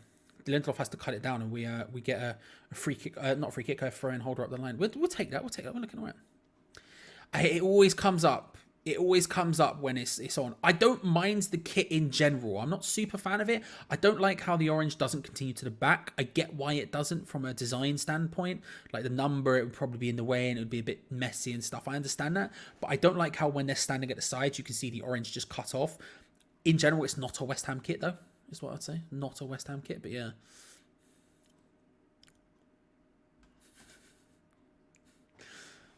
Have my Skyrim save. Oh, good opportunity for Manchester United, and Ben Johnson just cuts it out with a big boot forward. Not particularly accurately, but thankfully West Ham sort of come away with it with Declan Rice charging forward. Got Ben Rama started to make a run, and he sort of stops and begs for someone else. I mean, he was really desperate to pass that one backwards and sideways to Declan. I mean, like he kept possession of the ball, so I'm not going to complain, but he was really desperate to do it. Garnacho on the ball now, left-hand side, looking for Verkhorst. First time pass to Anthony, controls it. Can't quite get the turn he wants under pressure from Ogbonna, and he plays it backwards. Garnacho on the ball now. Ben Johnson, good tackle from Ben Johnson. Fair play. Putting your foot out like that in the box against Manchester United, Garnacho running at you is a scary thing to do, and he gets that perfect. That was really nicely done from Ben Johnson. Yeah, I would say that as well, which inevitably means Manchester United are going to score in a second, but it definitely feels like we're sort of slowly gaining the gears. Banger of a game. Absolutely banger of a game. Yeah, as is Abe's Odyssey. Yes. I love Abe's Odyssey. It's a great game. It's a great game. The remake that they did a couple of years ago, New and Tasty, is really good as well. It's one of those games that just doesn't feel right, like in a modern setting, but the second you get used to it, it's really good. Hello. Follow me. Okay, banger.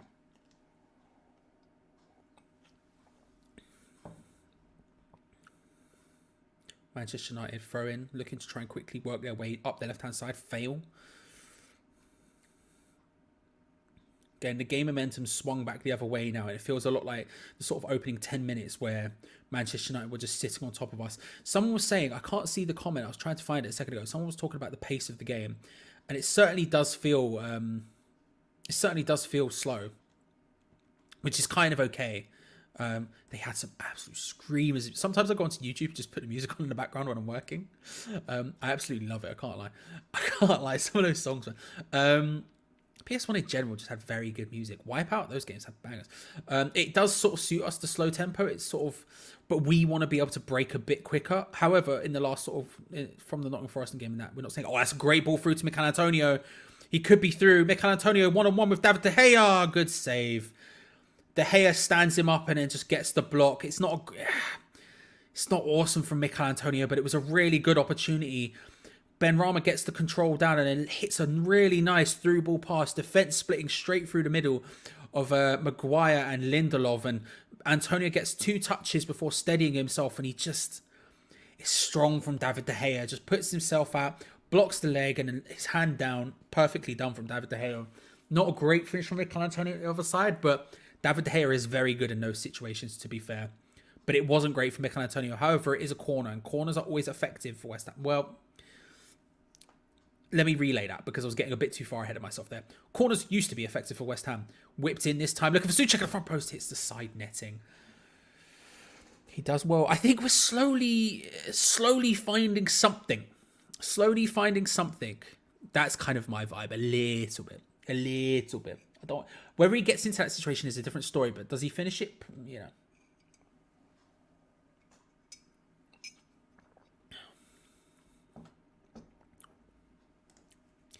Yeah, he had too much time on the ball.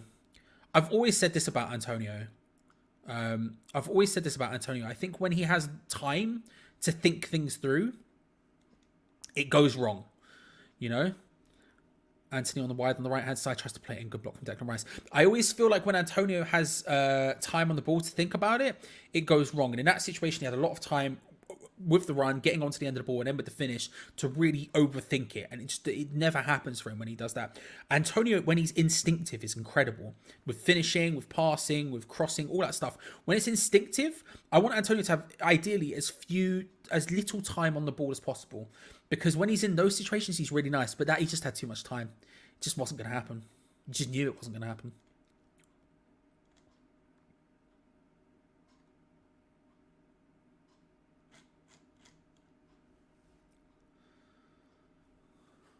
Whipped in. Headed away from Ben Johnson. Nicely done. Pablo Fornals somehow manages to collect a 1-2 there. I didn't think it was going to happen, but does. Lays it out wide to Benrahma. Tries to take on Anthony, who does really well just to battle with him there. Benrahma somehow manages to wiggle through both him and I think it was Bruno Fernandes there. That's really nicely done. Declan Rice out wide to Ben Johnson. Back out to Fornals. Looking back out to Ben Johnson. Looking to try and get that crossing. Can't quite make it happen.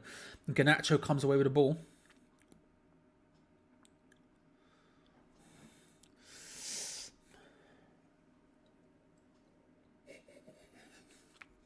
I don't know why that got me, Chuffsy. I don't know why that got me. He's our all-time Premier League scorer. I know. But when he got all those goals, the vast majority of them, he wasn't thinking, you know what I mean? When we were prime Moyes ball, and it was just Antonio sprinting through one touch, got back, bang, bang, bang, just finding that thing, it was working, you know? Unfortunately, we haven't managed to get him to do that for a long time. Nicely worked there. Tell you what, Antonio goes down for a free kick on halfway line. It's probably going to be a yellow card against Maguire. I don't know if it will be. Nah, it's going to be a yellow card. It's going to be a yellow card. Paqueta plays it forward. Antonio with the turn. I tell you what. I mean, he sort of pulls out of it, Harry Maguire, because he realises he's messed up the judgment and he's nowhere near to it. And somehow he manages to go into it with his knees. How come you're behind? Because ITV's player. I don't know. You'd have to ask ITV. For some reason, when you watch it online on ITV, it's like a minute behind them on television. And I honestly cannot explain to you why. but I can't watch it on TV, so I have to watch it on the player because the TV's like over there in an awkward way, and you just be seeing the back of my head. So that's the way it goes.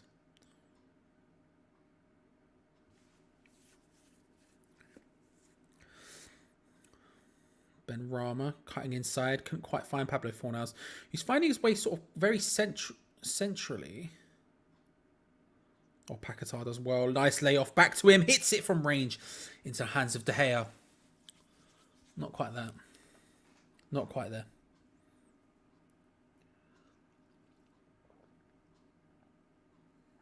There's a nice one too. Him and Ben Rama linking up. And I keep getting confused between Paquetá and Fornals. It's an L for me. But yeah, it was a nice link up play there between Paquetá and Ben Rama. Nice link up play, and then Paquetá from range. Paquetá from range hits it, can't quite make it work. Malacia looking to try and whip it in, can't quite. He extends later off to Garnacho, but it's a good block. Good block from Ben Johnson, who again, he's playing well defensively, Ben. I'm not sure going forward if he's having the best game of his life. He's sort of just existing in that role, but defensively he's doing well. I should also say, by the way, I still have a cold and I'm really struggling to breathe. I'm like, because I just can't breathe. I just can't breathe through my nose at all. There's like 3 times in the last minute where I've been talking and the breath is just gone. It's a pain in the arse. Big whip out wide to Anthony on the right-hand side, looking to try and cut inside and take a shot as per usual. High and wide, that one. Areola, not scared. Not scared at all.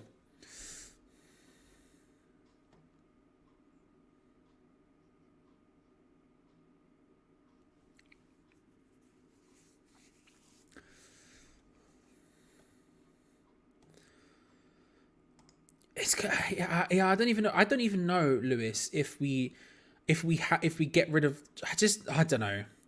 I think it's because we are more aware of how big the chances are and how few and far between they'll be. So we play a game like Manchester United, and we know, right, that it's only going to be like a couple of chances. We know it won't be very many whatsoever, and so we're in a situation where we sort of. Good inception-ish from Declan Rice trying to battle for it, doesn't quite make it work. But yeah, it is what it is.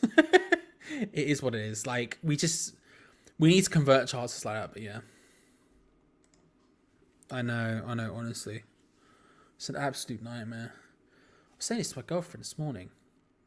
I say this morning when I woke up at like 4 p.m. I was having a conversation with her about it. I was like, I still have this cold. She went, yeah, it has lingered, hasn't it? I was like, yeah. It's really lingered. I've had more minutes with a cold so far in 2023 than I think Cornet might have played for West Ham altogether. It's crazy. I don't know, bro. I don't know. Some streams are really far ahead. I'd actually probably be closer. I'd probably be further ahead, closer to actual kickoff if I did watch it legally. Do you know what I mean? But I watch it legally on the ITV website. It's bloody miles behind. Anyway, Mikel Antonio lays it out wide to Pablo Fornals. He's got Ben Rama on the underlap. Hits him. Souček's there. He's pulled across. Couldn't quite find it. Souček is getting in nice positions. We're not finding him, but he is getting in nice positions. Sort of constantly finding that towards the back post space. When the ball works out to the right-hand side, he sort of finds his way into just at the back post. And again, there, Ben Rama on the ball, just outside the 6-yard box on the right-hand side, tries to pull it back across goal for Souček, who was there. It was just way too easily cut out from Manchester United. But he's getting into good spaces. He is getting into good spaces. So Emerson cuts that one out well into the path of Ben Rama. Ben Rama's looking okay today. He's doing all right. He's keeping possession well.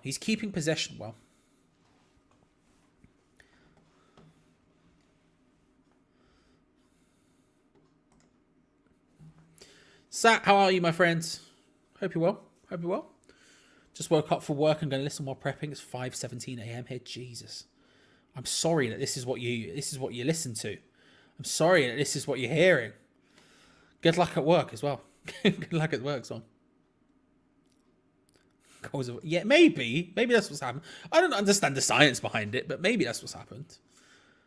I got really flipping ill in December, at the end of December, and then since then I've just sort of not got better. You know? It's a pain in the arse. It's a pain in the arse. And in the nose. Nicely laid down to Paqueta, flicks it into Thomas Souček, who's at the near post this time. Tries a little dinks cross towards sort of... I mean, frankly, there was just no one there. And it goes out for a goal kick. This is just wild, isn't it? Is it still 1-0? Is Grimsby still 1-0? Because that's insane. That's insane. Also, one of the people I do freelance work for is a Southampton fan, so I probably won't mention football to him next time I email him if that happens. I mean, we'll probably lose as well, to be fair, but, you know, it's different. There's levels to this game. Leon, good to see you, my friend. Hope you're well. Can you see the bench? Yes, of course. Bench. There you go. Anand, Cresswell, Kera, Downs, Bowen, Sawyer, Skamaka, Mubama, and maybe Lanzini? We don't actually... I still don't know if there's confirmation of whether Lanzini is not on the bench. There seem to be conflicting reports. The graphic on Twitter said no Lanzini. On the website, it said Lanzini. So I don't know. So, yeah. But there you go. That is the bench.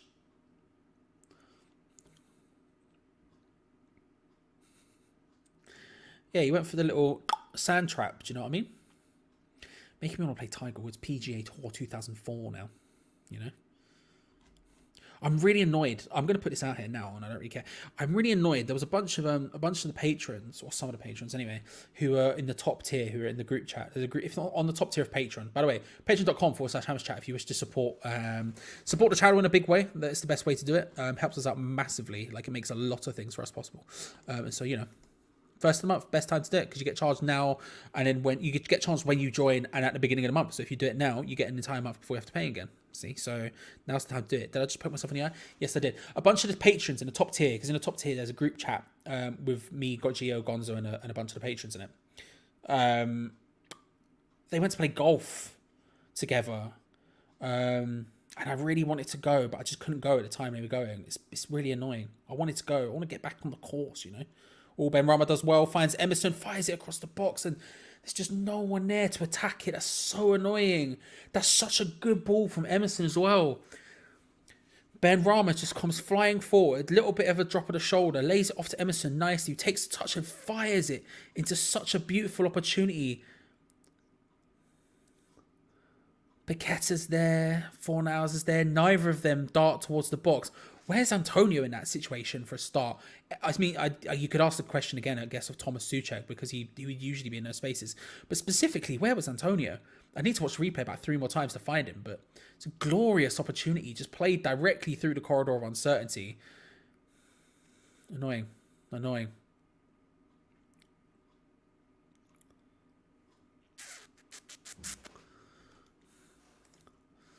It's a 4-3-3.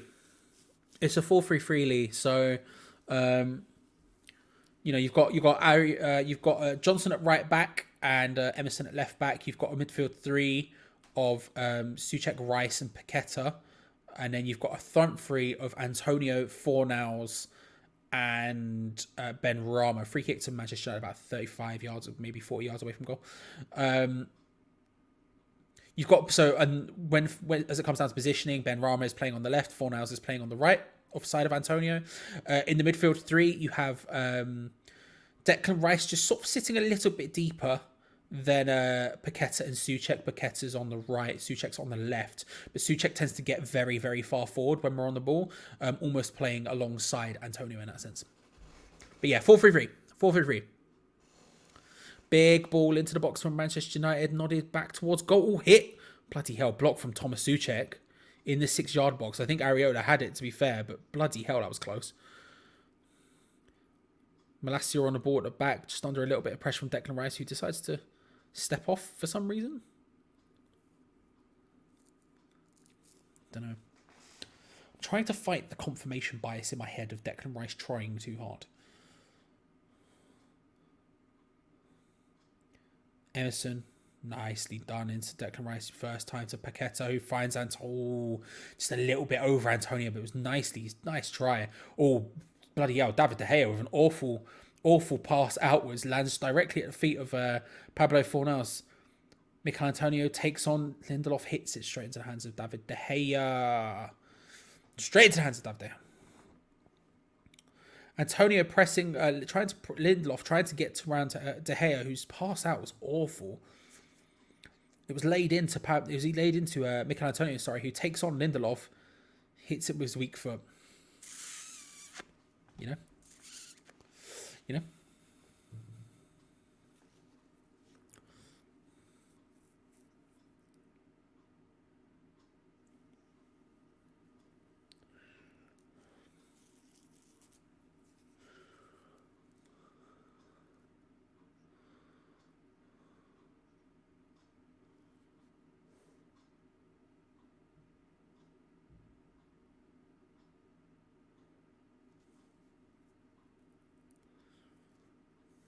Passing it around the back a little bit dangerously, West Ham, but played it out towards Mikel Antonio. Nice control. Emerson gets taken down just at the halfway line by Antonio. By Anthony. It's going to be a free kick.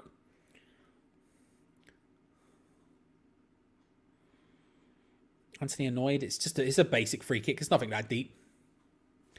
Just a basic free kick. Not enough. We're getting the ball into good positions to create something, but we're just not creating anything from it, and it's kind of frustrating to see. Because we could be doing a lot more with it. I think we're getting close. I think it's a good sign that we're getting into those positions, especially against a team like Manchester United, where usually we just absolutely get blitzed by, especially under David Moyes. It's a good sign that we're sort of getting into fairly decent positions. Again, the 4-3-3 seemingly working to some to a lesser extent than Nottingham Forest, but obviously a much better team we're facing. But you're not wrong. You're not wrong.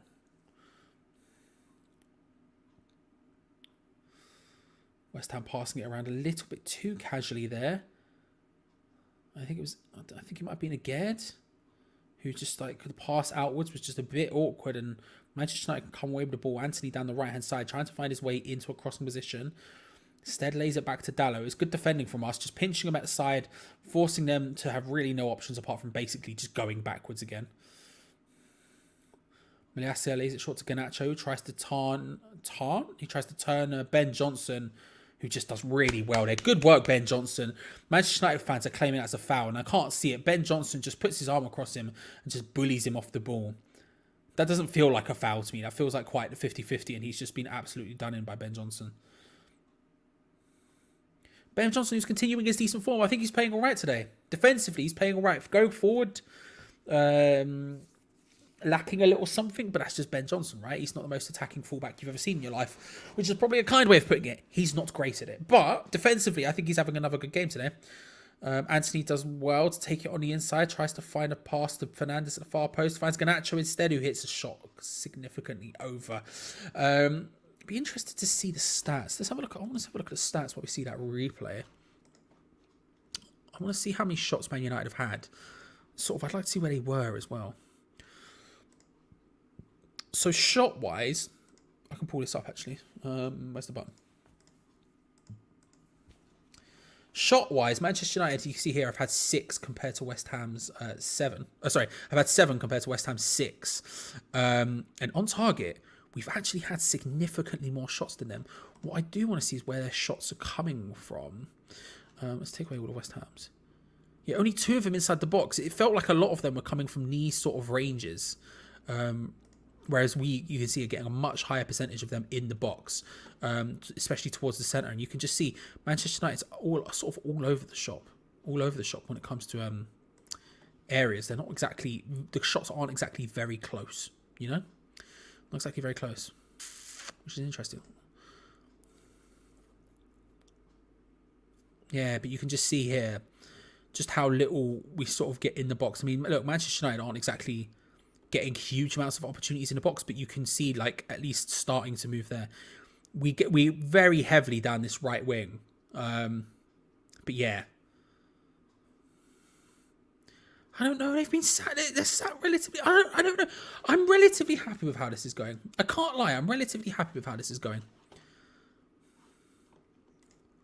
Considering the opposition, I was a bit concerned because David Moyes seems to just lose his head against Manchester United. He seems to just go absolutely wild and sort of, I don't know, just constantly seems to be absolutely terrified by the idea. But we seem to be sort of.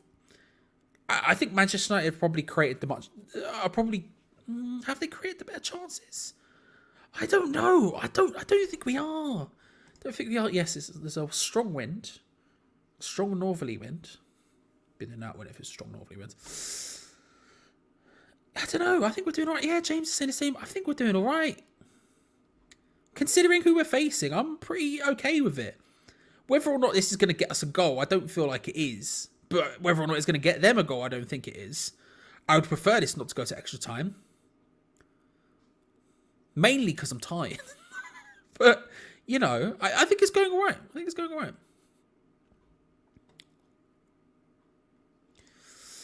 Bearing in mind we should concentrate on the league. I don't mind us going out of the FA Cup. Lewis is saying we've played pretty well, had the better of the chances, just no cutting edge. M. Collingwood, we're not in surrender mode like we usually are against them at Old Trafford. Yeah, big time. Big time. Big time. See Southampton 2-0 down. Yeesh. Yeesh.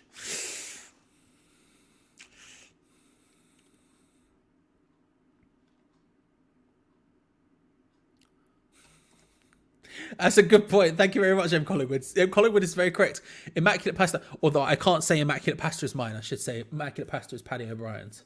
But yeah, M. Collingwood is not wrong. Immaculate Pasta could not take down the mighty Grimsby, so... Oh, no. Offside or a foul or something. I think it might have been a foul.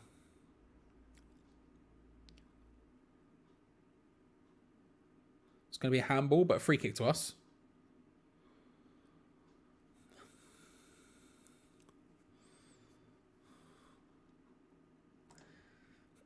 I don't know. I don't know. None of our chances have been unreal. That's the thing. We've had a couple of close calls where something could have happened that would have been very good, but not quite been there. Instead, we're going to get a drop ball. Okay, fair enough. Don't know what the hell's going on there with the ref, but fair enough. Drop ball for West Ham. Carry on with it. Emerson does well to just dink it over the top to Declan Rice. Tries to play it around. Can't wait for it to happen. I'm not sure, James. What does everyone think? What's been our best chance? For some reason, the only one that's coming directly to my brain is that Antonio shot. It was the Antonio 1-on-1 with De Gea, probably. I suspect. It was the Antonio 1-on-1 with De Gea. Which he should have done better with. Outside of that, maybe the Antonio left-footed shot? I don't know. Manchester United were trying to... This felt like there was an exciting moment there for Manchester United. Down the right-hand side, tried to make a little bit of link-up play, and then Anthony just with a chipped through ball went all the way through to a throw-in for West Ham.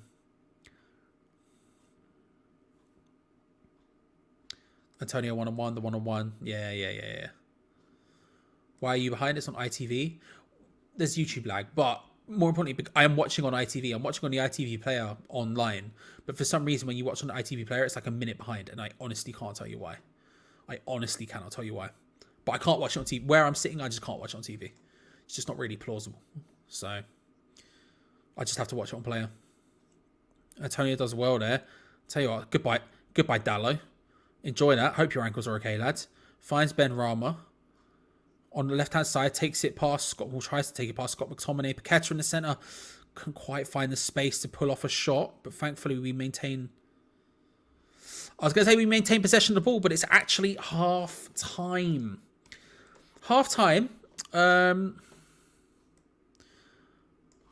0-0. I'm relatively okay with that. I think I am. It wasn't... It's far from a vintage Unreal game from either side, if we're being perfectly honest. I think both sides are playing okay. I think Manchester United know they can go up several levels. I think from us, we look at it and we go, do you know what? Especially considering the opposition and how we usually play against Manchester United at Old Trafford, I'm relatively okay with that. We've created a couple of chances. More importantly, we've got the ball into places where we could create more chances. And if we do find that final pass, that little bit to unlock, and I know we've said that so many times this season, but if we do find that final piece of the puzzle to unlock the defense, we could be getting goals here. I think this is a Manchester United side I think this is a Manchester United side you can beat. They've obviously got a lot of names on the bench and stuff, and it's not exactly a weak lineup by any stretch of the imagination. It's not like I think any of us can sit and look at this Manchester United lineup and say it's weak. But it's there to be got at, in my opinion. I don't know, Gio, how do you feel about the line? How do you feel about the game? Oh, Charlie, I'm enjoying this.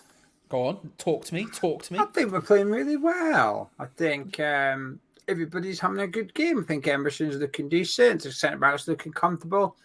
Johnson's got a tricky customer. He's doing okay. I think Paqueta's looking really good in midfield. Rice is looking good. Benrahma's looking good. Final's a bit quiet. One or two brief glimpses, but quite quiet. Antonio, his missed chance will overshadow his performance in the 45. I think he's causing our centre-backs a bit of bother as well. I'm pleased with what I'm seeing. That's a team. Moyes has picked a lineup that looks like it wants to win, but it doesn't necessarily reflect the attitude, and the attitude suggests that we want to win this game as well. I'm really pleased with what I've seen, in all honesty. Yeah, I am too. I think it's one of those things where we could have converted a couple of chances, but also we're getting them, and we're getting into spaces where we could create even more. Just that one little tiny pass through and we could be getting goals here. I also think it's a Manchester United side that can be got at. We don't seem to have, usually when we go to Old Trafford, David Moyes crumbles and runs away and hides and terrified into a corner. We don't seem to be doing that today. Souček's getting forward, which is helping us into very advanced positions, just taking, if anything, even if he's not directly involving in play, just getting defenders away from other people who could be doing stuff, And I'm happy. I'm happy. It's not our best performance. It's not their best performance. But compared to, especially compared to what we usually like at Old Trafford, I'll take that all day. I think that's a half to build upon. And you ask me now, if you know me, I'm not going to act like I'm not biased about it. But even if you ask me as a neutral, you say who's going to score the next goal, I couldn't tell you. It could very easily go either way, in my opinion. Yeah, I completely agree. The biggest worry is actually Man United's bench. It's just littered with talent on there. You'd imagine Ten Hag won't be waiting too long before you see Marcus Rashford taken to the field and whatnot. But listen, we've got Jared Bourne and Scamacca sat on ours. Yeah. We can also make positive changes and go for it if he wants to.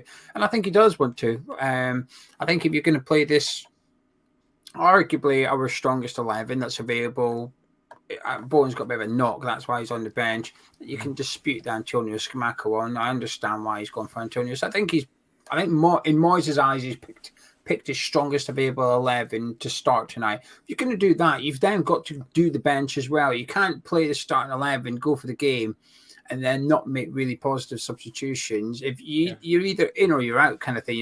It's all or nothing. And he's decided to go for all, which is great. I'm pleased. But let's see that attitude with the substitutions as well. I probably wouldn't do any at half time just yet, Charlie. I'd probably give them another 5-10 minutes just to get Antonio running at Maguire in particular as well, just to see what Finals has got to offer up. But Bowen and Scamacca, I'd definitely be getting them warmed up as soon as they leave that change room. I'd be telling them to get ready to go on. Fair.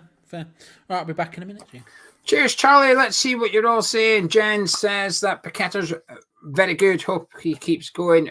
Bro thinks he's man of match so far. I think he's been brilliant. Paqueta's just a touch of class, isn't he? Got quite a bit of speed. At one point, Bonner was chasing Anthony, and Paqueta just sort of overtook everybody and came back to help him out. I was surprised with the turn of pace that he had, but I think Paqueta just looks class out there at the minute. Gary says Paqueta the playmaker, Benrahma and Emerson and Rice playing very well, very encouraging. Jonathan would make the substitutions early and get Antonio off. Connor, would you take a win tonight if we lost on Saturday? The temptation to say yes is massive at the minute because obviously it's halftime at Old Trafford. You're emotionally invested in this game, aren't you? But listen, we get to the quarterfinals. We're one game from Wembley. There's quite a few big teams out there. FA Cup already. Manchester City is the only one that's really left, isn't it? It's just Manchester City is the only one that you'd want to avoid. So temptations there, but if we were mid-table, of course, but we're not, are we? So it's difficult. The play from us is so good until we get to final third. Antonio shouldn't be a focal point anymore. Should be playing on one of the wings at best. I have to confess, when he got that opportunity to run at Maguire quite early, and he just didn't really know what to do, did he? He just sort of like kicked it, and Maguire just jogged into the middle of Antonio and the ball and just won it easily. I feared for it, but I think he's done all right, Antonio. I think he's working hard. The problem is he's missed that big chance, and that's going to overshadow everything. Hammer 1999 team working well. Finals have been disappointing. Aguero looks uncomfortable on the right. Antonio's hold up good but poor finish. I agree with the Aguero thing. I don't like Aguero playing right centre back. It does. You do lose a little bit. Well, actually, you lose quite a bit of his distribution from the back. They're working okay, the centre backs, but I know what you're saying, Hammer 1999. I thought that when we played Leeds and up against Forest, I didn't really think it was an issue tonight. There's going to be one or two occasions where it's impacted us. Johnson, man of match so far for Alan, and he's not his biggest fan. Southampton score is hilarious on a personal note. Alan's from Southampton, who are currently 2-0 down at home to Grimsby, and their manager basically said he's going to give some of the players a chance, and they don't perform, they're not going to play for the rest of the season. So he's just lost a few players. Greg says Bowen would have been there to tap in that Emerson cross, and Skamaka buries that. It's hard not to agree with you, Greg. To see Fernal stop was really frustrating. No, Jen, it's just a one-off. Quarterfinals, just one game. Semi-finals, just one game. The only domestic two-leg tie is the Carabao Cup semi-final. Everything else is one-off ties and domestic football. Lewis says, played very well. Just feel that we always rue our missed chances in these sort of games. Like I said, that's the worry, isn't it? When you look at Man U's bench. Jim says, Suchek is getting back to his best, just needs that goal. Bad things, Fernals is the only one off the pace. He's had a couple of nice little touches, though, hasn't he? But this is the problem when you don't give players minutes, and then you throw them in and say, "On you go." Then he's lacking match sharpness, Fernals, because he's not really been utilised that often recently. So I can almost give him the benefit of doubt tonight. That's why I'd probably give him an extra 10 minutes. Someone made a really good point earlier. Forgive me, the chat's gone now, but he said he'd leave Fernals on, put Skamaka on to see how Fernals gets on with Skamaka, and I think that's a fair suggestion as well. Leon said, expect Man United to up their game. We have to match them. I agree with that one. Jonathan would go for it. Play to win all competitions we're in, and we'll soon enough we'll drop out of them. 1999 says one touch passing from Emerson, Rice and Paqueta has been a joy to watch. Agree. Ben Rama looking good, just needs to have a better. I think Ben Rama's playing better tonight than he did against Nottingham Forest. I will say that. I do. I know he got 2 assists on Saturday. I don't care. All round game. I think tonight he's stepped up a gear tonight. The first minute, 2 minutes or something like that, when it looked like it might have been a corner for us, and Dalot sort of ushered it out, and it was quite timid by Ben Ram. I thought, oh, come on, you're going to have to be braver. But since then, I think he's been really good. Jeff says the players want to win this game as it's not Premier League football. It seems they've been given a little bit more freedom to play football as opposed to just keep it tight. Peter says not playing a striker is a pain. Jack says Ben Johnson's got to go natural on toast. Needs to sort out the cutting in thing. Scarborough Hammer says Ben Johnson's been very good. Amber 999 says get Bowen on for Fernals and Skamaka for Antonio on our mark. I feel their changes are inevitable and will swing the game massively in their favour. Jonathan says, I don't think people have the team believe in each other to get into the box. A player will beat his man or find him. Everybody still holding back. Mark says, anyone think they only noticed Fernals stopped because they pointed out in the commentary? True, but harsh. I think the reason I noticed it is because the ball travelled about 15 yards after, didn't it? So when the ball got cut across, there was about 15 yards of the ball just rolling, and you could see Fornals just standing watching it, and that's when I noticed it. I agree with what you say, Mark. The replays obviously picked up Fornals and stuff like that, but yeah, I mean, he does stand still, though, doesn't he? This is where you've got to gamble. You've got to get into that back post area. There's no excuses not to. And when someone suggested Bowen would do it, I can't disagree. Alan said Antonio may have missed the biggest chance, but when Ings and Skamaka might have scored. But I'm not sure either of them would have created the chance for themselves. I don't know, Alan. It wasn't that. He just ran, didn't he? Do you know what I mean? It was a good pass from Ben Rama. He held his run well, but Maguire was about 5 yards behind Lindelof for some reason. I don't think Antonio did much to create that opening himself. And I'm not saying Antonio's having a bad game. I'm defending Antonio. I'm saying his hold-up play has been good. But, yeah. 1999 says, good high press so far. Wouldn't be surprised to see Martinez from Maguire. Nick says, how can you grumble? Only Antonio can consistently miss those chances, but only Antonio consistently creates them. Power says, Johnson's having one of his better games, but still not convinced he's being targeted as a weakling. But like you said, if they are targeting him and this is what they're getting, they're not getting much back out of him. Like I said, I do think he needs to watch Garnacho cutting in. He's done it a couple of times now, and Anthony as well. Quite early on, Anthony did it. I thought, oh, come on, Anthony. I can forgive Johnson a bit more than Emerson because Garnacho can go down the side or cut in, whereas Anthony only cuts in. So when Emerson allows Anthony to do that, I think, oh, come on, you can't allow that to happen. But with Johnson, it's easier to forgive. He's got a difficult opponent there. Okay, I guess the question is, would you rather them go outside and cross the ball in knowing about Verkost is standing in the centre? Yeah, but he's not good in the air, Charlie. It's a myth. He's not a target man. He looks like a target man, but he's not a target man. Yeah, but let me put it this way. He's probably more... Okay, that's fair, but in my head, he's more likely to score a header than Anthony is to score a long-range shot against us with that many people in the way. Yeah, but you saw with Garnacho's first shot, when Ariel had to pad it into the middle, and then Dalot had the shot and stuff like that, so it can cause a little bit of chaos sometimes. And Anthony is capable of bending them in top corner. That's a fair point. I think, just to pick up on what you're saying, I think Ben Johnson's having a good game as well. Yeah, I do as well. I think he's picked up on from where he left off at Nottingham Forest. I think he played well there. And equally against Nottingham Forest, he had Brennan Johnson, who can very easily destroy you, very easily get in behind you if you're not disciplined enough, and just absolutely make you regret ever leaving the fullback position. And I think he did really well there, and I think he's doing well again tonight. Like, don't get me wrong, when he goes forward, you certainly see, it's not going to be the most dangerous thing in the world, but I think he's playing well, which is a change because I've not been the biggest supporter of Ben Johnson in that sense. But how do you last thoughts, Gio, before I let you go run off?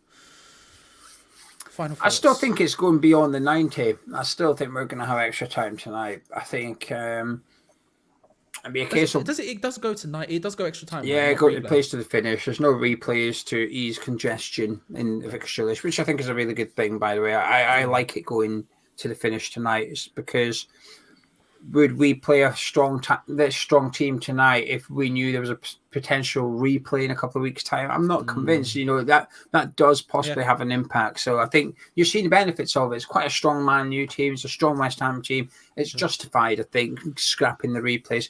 So I think it's going the 90. I think it's going beyond the 90. It's a case of which subs does Ten Hag do? Does he bring on Casemiro for McTominay and Rashford for Weghorst pretty quickly? If so, I'm going to worry a little bit. Or does he wait a little bit longer just to see what the team on the pitch do? Does he give Elanga a chance before he brings on these big guns? I think it probably sounds a bit silly, but I think it probably depends more on what Ten Hag does and what David Moyes does, because Moyes can do the right subs, but if Ten Hag does the right subs, I think it'll probably edge it in Man U's favour regardless of what Moyes done. I guess it comes back to, well, can Moyes do it quicker? Can Moyes get something done before Ten Hag has a chance to play his cards? So it'll be an intriguing second half. I'm really looking forward to it, Charlie. I'm really impressed with what I've seen in that. Genuinely surprised and happy.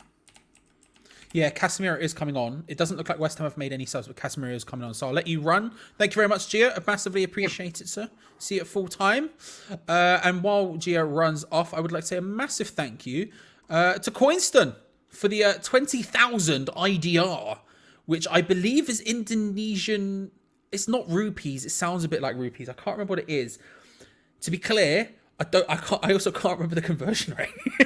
But Indonesian rupee, something like that. But thank you very much, Coinston. That's very kind of you. Straight into the full-time fund. Massively appreciated. No subs from West Ham at halftime, but McTominay is off. And Casemiro is on. West Ham United versus Manchester United. About to get back underway at Old Trafford. Let's change the timer so it's actually correct. Manchester United to kick off. There we go. Come on, you Irons. Deploy the boys. Times are on 2 tings. All that good stuff. We'll be all over that. Thank you very much. But yeah, Coinston, thank you very much, sir. Whoever you are. I don't even know if I've ever seen your name. I probably have. But thank you very much. It's very kind of you for the 20k IDR, which I'm going to say converts into £1 million. That's £1 million. So thank you very much. Manchester United early tried to whip it in the box. It doesn't work. I'll be interested to see how the sub affects Manchester United. Just that little bit, maybe a little bit more defensive solidity than McTominay provides. Don't know if it will be. Yeah, it's something like that, isn't it? It's something like that. Rupee. I don't know how to pronounce it. I don't know, but it's something. It's definitely something like that. I don't know how that affect Manchester United. Maybe just make them a little bit more defensively sound. Obviously, Casemiro is not the most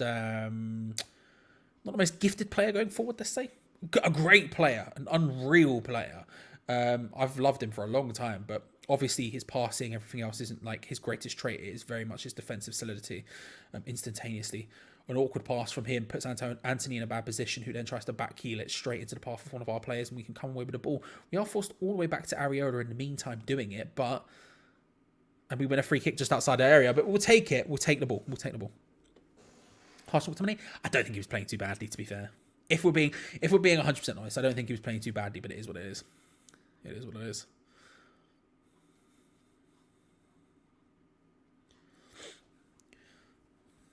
Not surprising to me that he's made a sub at halftime.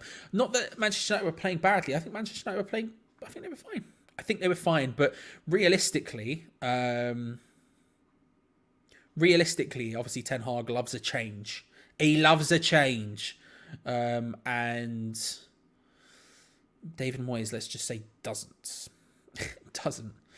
Our free kick, just in case you're wondering, gets boots up the pitch to Manchester United, who header it back down, and then they have a throw in. You know, it was pointless stuff from us, but there you go. No, it's an FA Cup snack as well. There are baby bells available. If the calls are there, the calls are there. There is a couple in the fridge. It's Indonesian rupee. There you go. How do you pronounce that? Rupiah? Rupiah is what I'm going to say. It's Indonesian rupiah. Thank you very much for the 20,000 rupiah. Again, I'm assuming that correlates to about a cool £1 million. That's what I'm going to say. The rupee are very strong at the moment, I believe.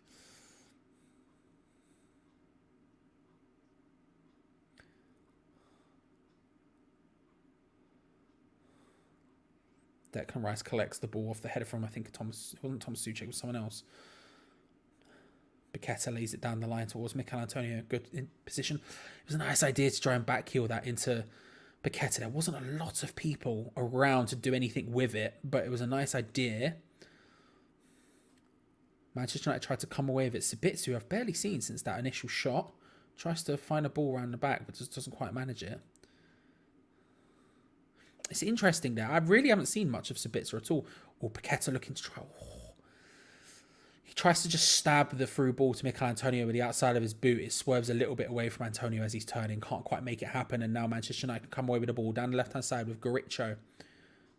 So Garnacho. I say his name in like 8 different ways. It's bad. Garnacho, Charlie. Garnacho. Over the top, Emerson.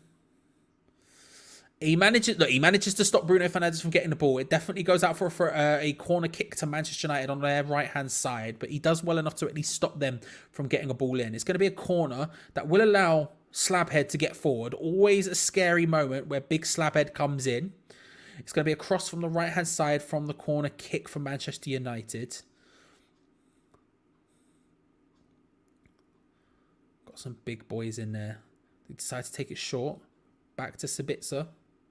Back to Bruno Fernandes, who tries to just loft it in towards Slabhead. Can't quite make it work. Knocked down. Anthony hits it straight into the hands of Antonio. Areola, an awful, not an awful shot, just he scuffs it. He scuffs it. He did do that. He did do that. Listen, I respect the effort, you know, but, you know.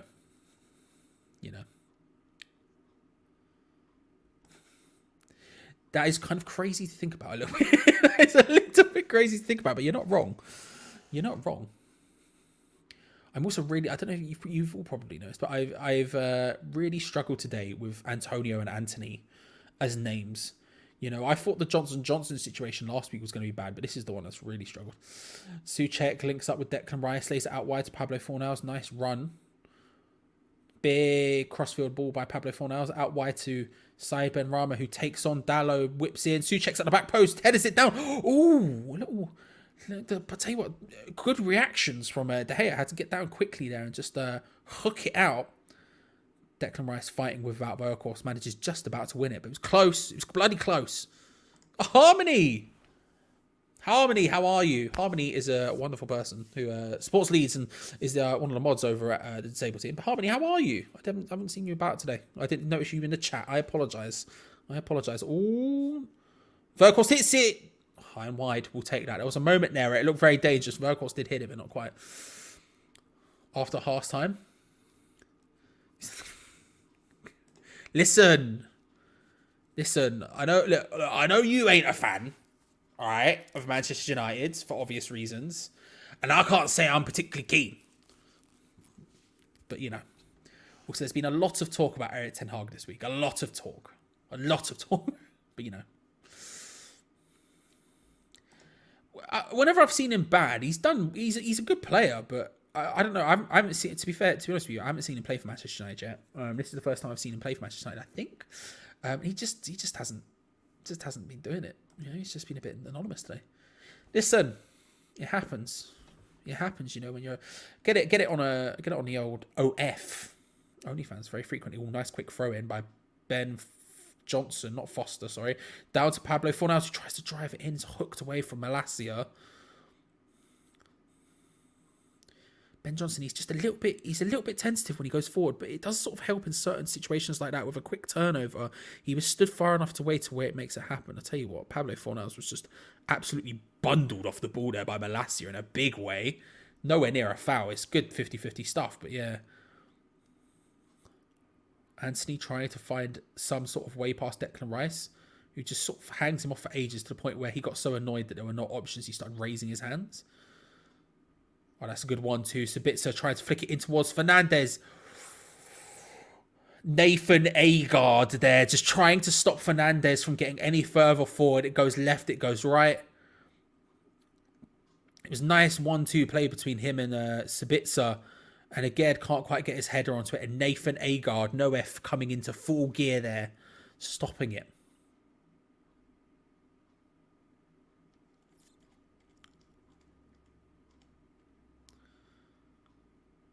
Weghorst again going after it again. He just hooks it away.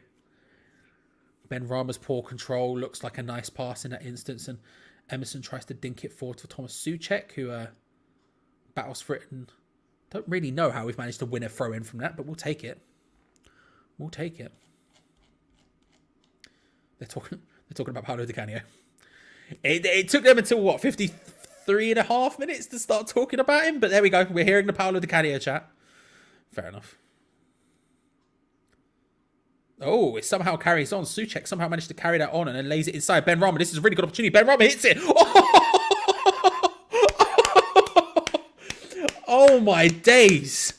And Benrahma with a beautiful finish. How?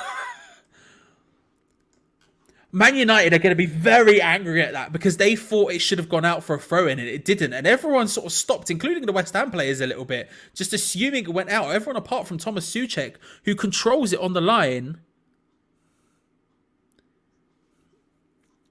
It's very, very close. And everyone apart from Casemiro, who was on top of Souček, just assumes it's gone out of play. Dalot completely loses concentration. The ball ends up at the feet of Emerson, who lays it into Ben Rama, who then just hits an absolute perler into the top court. What a finish! Oh, beautiful finish from Said Ben Rama. Stands up. Bruno Fernandes comes flying across, and he just pings it into that top corner. That is a great finish. I don't know if it takes a touch off Fernandes on the way through. I don't think it does. 1-0. Hang on, you lot will know whether it's given. Given, yes. Let's go. West Ham United 1, Manchester United 0. I felt like this game was there for the taking a little bit. And it's given. Come on. I felt like it was there for the taking. What a finish that is. Mad.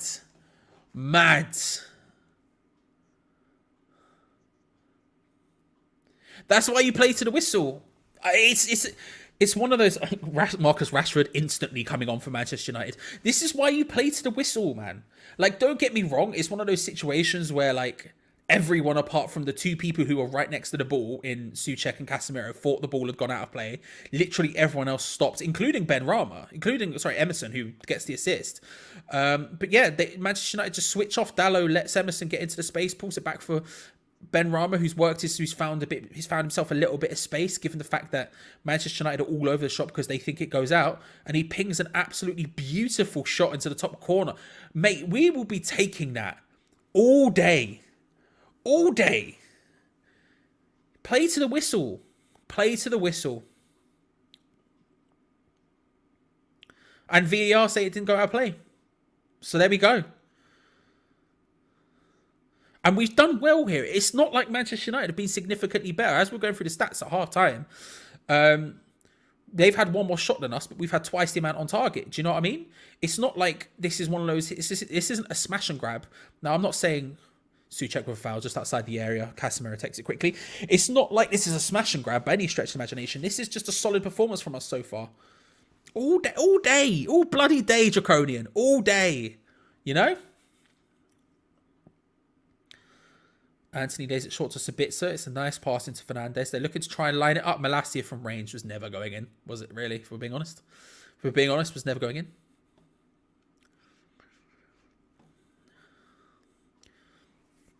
Yeah, it's a double substitute from Ten Hag now coming straight after the goal. You're seeing Martinez coming on at centre-back alongside Rashford coming on somewhere. Come on. Come on. Let's bloody go. Let's just go, guys. Do you know what I mean? We talk about picture. It's not picture. It's not picture. That's him. That's the Danny DeVito. Look at him. You know, he's my friend. I don't have many.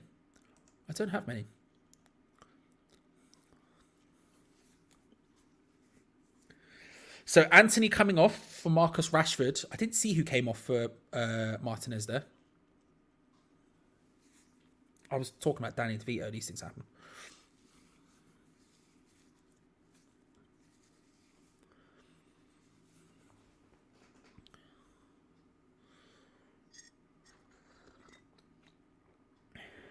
Oh, Antonio gets kicked in the head there, it looks like, from Martinez straight off the bat. Long ball goes played forward. Long ball gets played forward, and Sandro Martinez, who was just standing next to him, just a big high foot straight in the face.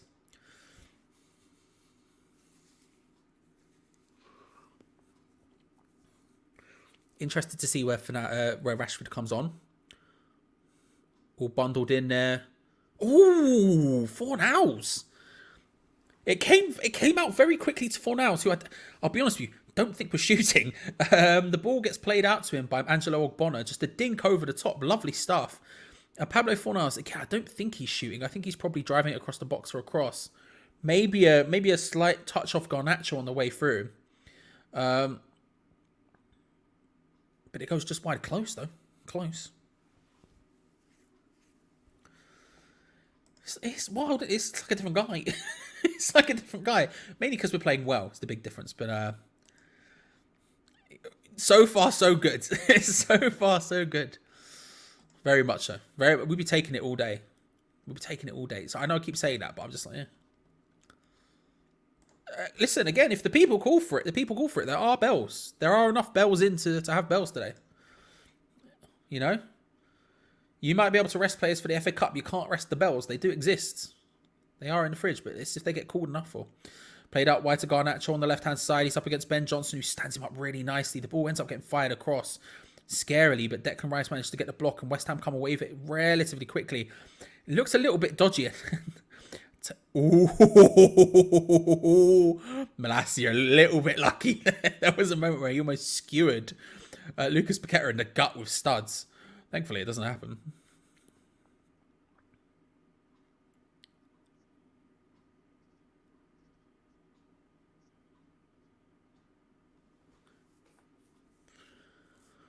Maguire, big hook forward.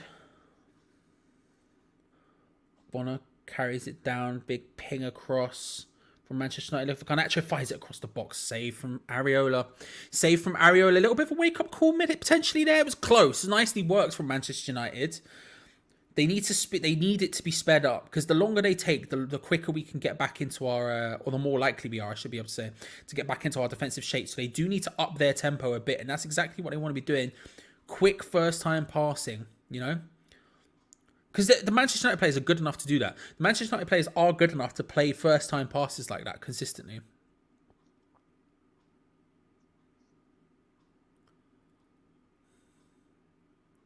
Oh, what a finish from Ben Rama. We're just seeing a replay again.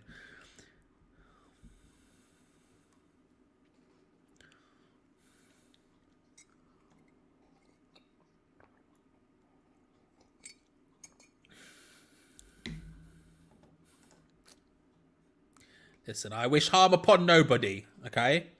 All I want is a destroying 4-0 victory here. That'd be nice. It's never going to happen.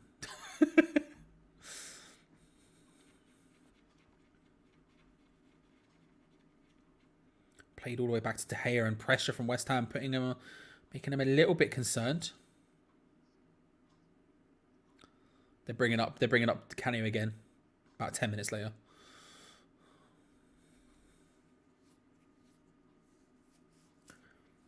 Good interception from Agard there. Agard. Rice. All 4 now. It's just nipped away from him. That's a good interception from Declan Rice. Good interception. Yes, let's go. Oh, and then a really nice ball forward to Mikel Antonio. Might be. There's only one defender between him and the goal. I mean, he's managed to get back. He's done beautifully there to take it round Martinez. There's people to his right. Why didn't he pass? Shot ends up straight in the hands of De Gea. Why did he not pass? Manchester United come up the other end of the field, not as quickly as it once looked. The control from Garnacho just doesn't quite work out. Why didn't he pass? Antonio took the ball amazing. He did it brilliantly to take it past Martinez.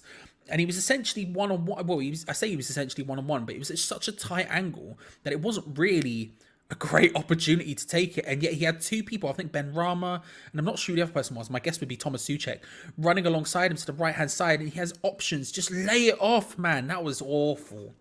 That was such a good opportunity, and he's just wasted it. After absolutely rinsing Martinez like that. He looks up 3 separate times as well.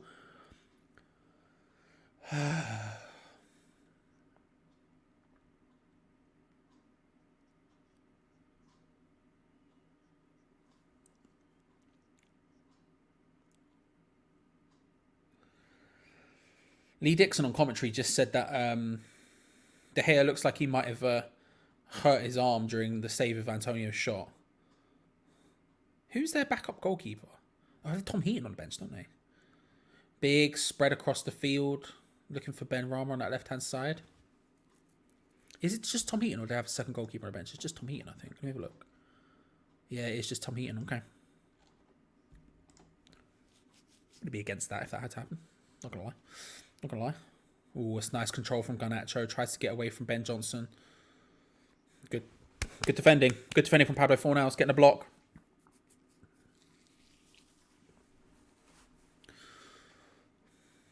Manchester United take the throw in on the left-hand side. Malacia cuts inside. Verhorst lays it off. Casemiro hits it. Solid from Areola. Just collects that one. He hits it, and Areola might be maybe sees it a little bit late, but we take that.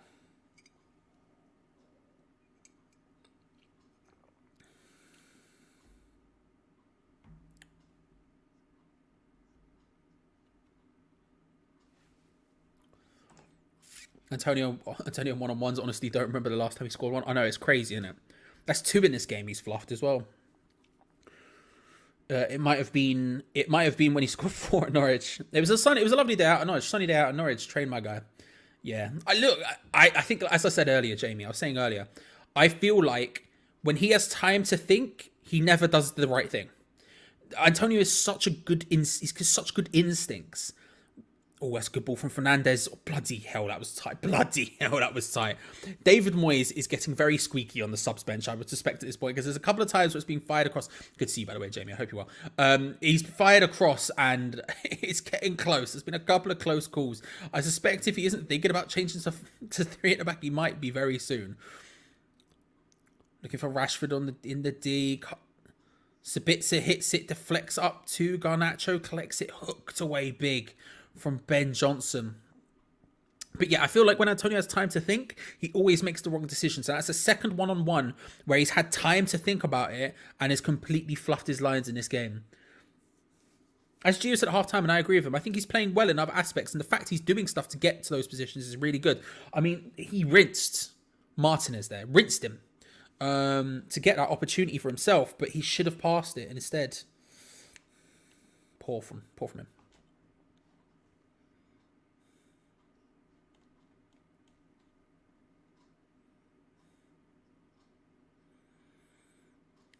Rashford hit from range well wide.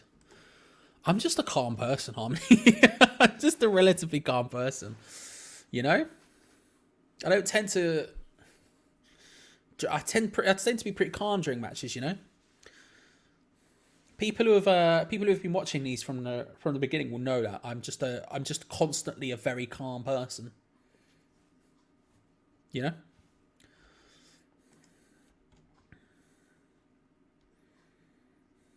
It's useful because, Jesus Christ, supporting West Ham, Leeds would be much the same, to be fair. If you weren't, it would be an absolute nightmare for me. Well, I say for me, for my girlfriend specifically. He's been like that since he joined us. Yeah, he works on instincts. Strongly agree, yeah. There's very few times I can think Antonio having time to make a decision and making the right one, you know? Very few.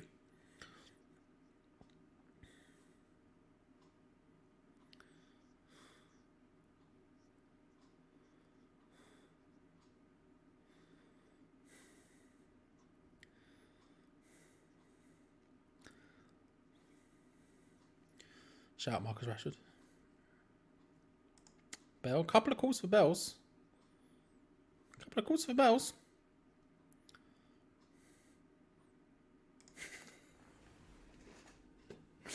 Yeah, it'd be nice, wouldn't it? Antonio wins a free kick after being bullied by Malacia and Martinez. Sandro Martinez there, just a bit annoyed that he got absolutely rinsed by Antonio for the last one. Yeah, a push and then a hook. He didn't need to do it. It's poor from him. There's been enough calls for bells. I will lob it in the chat.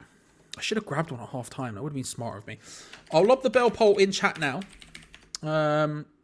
If it passes, I will go and get the bell for luck. We have until, let's say, 70 minutes. 70 minutes on the clock. Just double check the bell poll is actually going to happen. It is. There we go. There should be a poll at the top of chat now. If it passes yes by the end of 70th minute, then I will go and get a bell for luck. The bells will be activated. Whipped in, headed away. Whipping from our cross, headed away. Declan Rice battles for it. Lays it short to Emerson, looking for a second one back to Rice. He controls it. He's sort of in a dead end though. He wins the throw in. Malacia frustrated by that, but he takes the throw. We'll take that.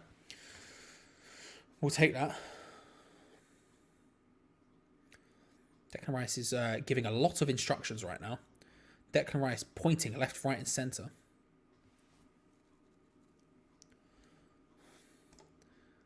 I wish.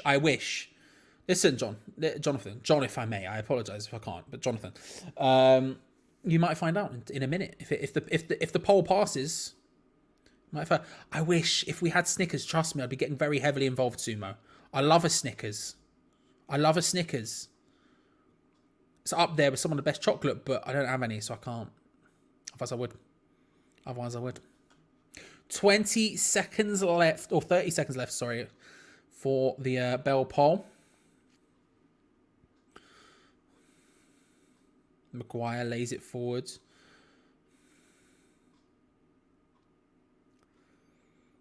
So far, it feels good for us. It feels good for us. You know? Hook forward, headed away from Angelo. But a hook towards goal from Bruno Fernandes. Well over. Right as the bell polls come to an end. 9, 10. The bell poll ends. 74% said yes.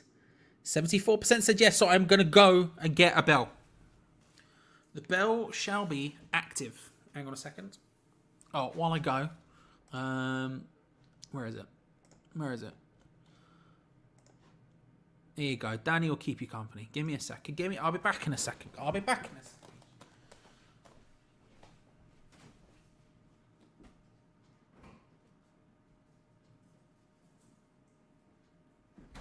I really should at some stage. I just really should at some stage invest in like a mini fridge. You know, just so I can have it at my desk. I mean, it'd be useful for other reasons as well. You know, be useful just to have a small. Oh, Garnacho goes down. I don't know if there was a yellow card for Ben Johnson in that, but Garnacho went down. I really should invest in a mini fridge just to keep here because it'd be nice to have. But it's here, ladies and gentlemen. The bells, the bells are ringing. Oh, there you go. Right. So there was a free kick. I don't know if Ben Johnson got a yellow card in the build up to that. I'm not actually sure, to be honest. Fernandes whips it in. Casemiro. Well, I was doing the bell anyway, so, you know, we're here now. Casemiro heads it in. It's about as simple as you're ever going to see from a free kick. Literally just lofted in and Casemiro towards the back post gets the header. Bruno Fernandes lobs it in. Ooh, he's offside. He's offside as hell. Don't worry about it, lads. Don't worry about it. No stress. The worst thing is, he probably could have held off on that and scored. There was no one near him. There was no one marking him properly. If he held off for 0.1 of a second more, he probably headers that in and it's a goal and it's 1-1. But that's offside half. Man United fans are going to be very angry about this when it gets announced. I can see the chat now. Yeah. Offside AF. The bell, ladies and gentlemen. The bell. Holding it like a magician. You can see both sides. You know? Perfect timing for it as well. We need it right now.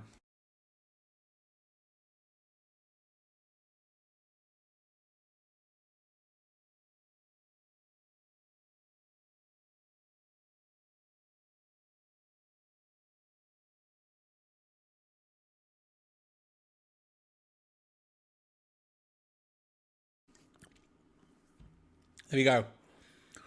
Here we go. Yeah, VAR decision getting shown on the screen. It's offside. Come on. Come on.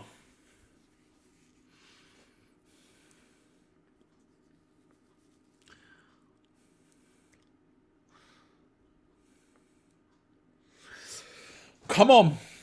We're taking this one. It's happening. Jared Bowen coming on now for Pablo Fornals. Good work. Good work, Pabbers. I'll be honest. Not being the most... not being his best game in the world. Not being bad. Just sort of not really existed. He's coming off and on in his place is Jared Bowen.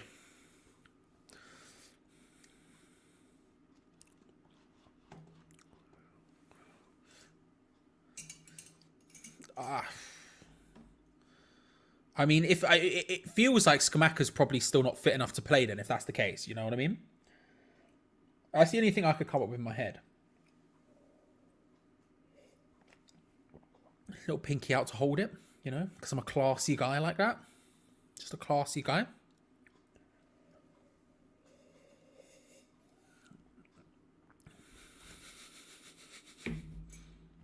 don't need this Garfield-based stress. Don't need this Garfield-based stress on the timeline clips. Tell you that much for a fact. I've got this banging Garfield video that I just can't be asked to finish, that I've made to go up on the channel, but I just can't be asked to finish it. It'll only take like 2 more sessions really to actually finish it, but I just can't be asked. But it's such a banger. It's so dumb. At some point I'll do it.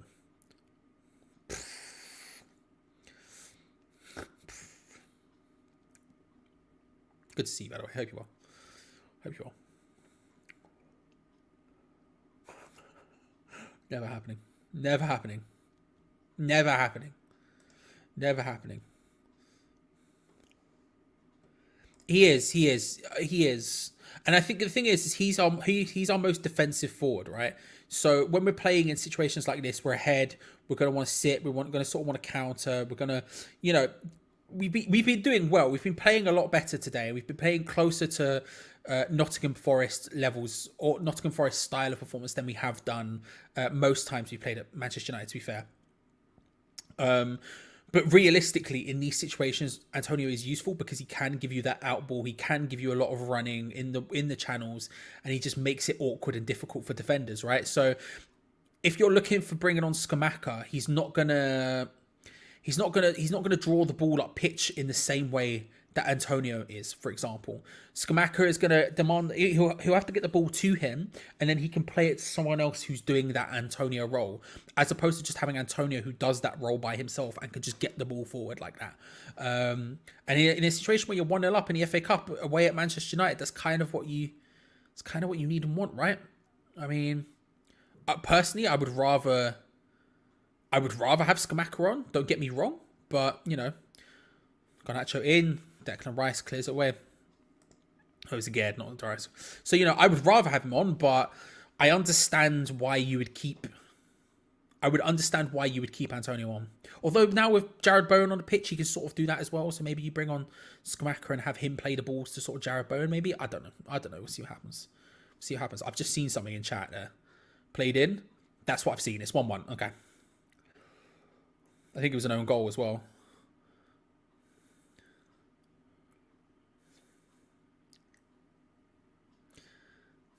I think it says again own goal. Fernandez whips it in. Yeah, Areola's saying I think Areola's saying he called it maybe, but again he's squashed a little bit in between Thomas Souček and I think Harry Maguire. He's just sort of in no man's land there. And I think Areola was maybe, I don't know if he was shouting. Straight away what happens is he looks at again and sort of goes like, that was mine kind of thing. 1-1.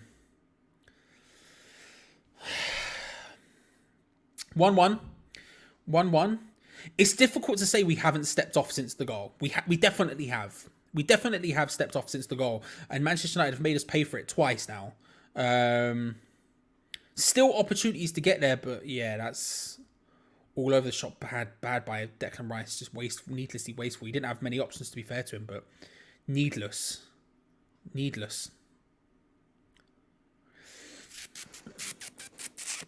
I can only imagine he's just not fit enough to play a lot of minutes. That's the only thing I can imagine.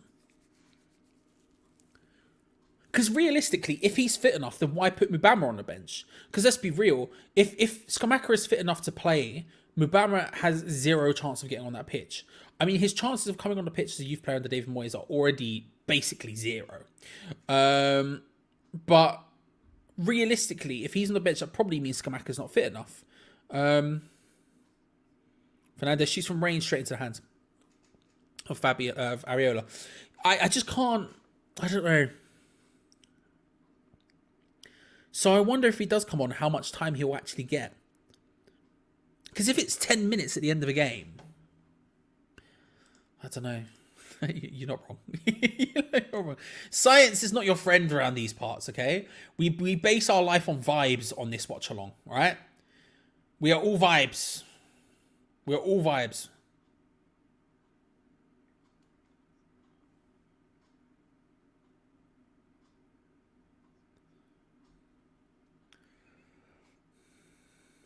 Bad first touch there from Dallo, but thankfully we don't capitalise.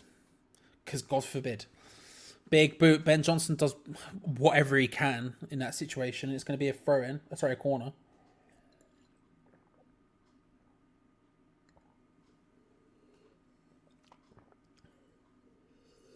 Bruno Fernandes takes it quickly. Short corner. Worked into a space where Jarrod Bowen gets the block and they get another. Can't be asked to do extra time. This is nice. It's not worth injury risk. Let's try and bin it off now. I can't be asked to do extra time either. I'm not saying bin it off. I just can't be asked. I just can't be asked to do it. Thank you very much, Leon. I did not notice that whatsoever. I was so interested in whether or not it was given offside or not. I completely did not notice. Thank you very much. As much as I wished it stayed like that. As much as I wish it stayed like that, it did not. It did not.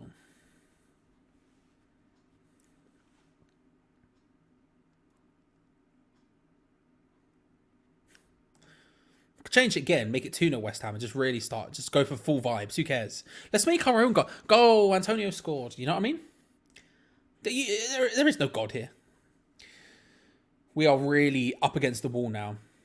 Since the goal's gone in, we've stepped off significantly, but maybe five minutes after, maybe 10 after, we were still sort of okay, a little bit less, but like now, Antonio's a nice flick behind, but it doesn't really work out. But now we are just completely against it. It's a really good turn from Garnacho. Ooh, Ben Johnson takes down Garnacho in the area. Big protest for a pen from Manchester United.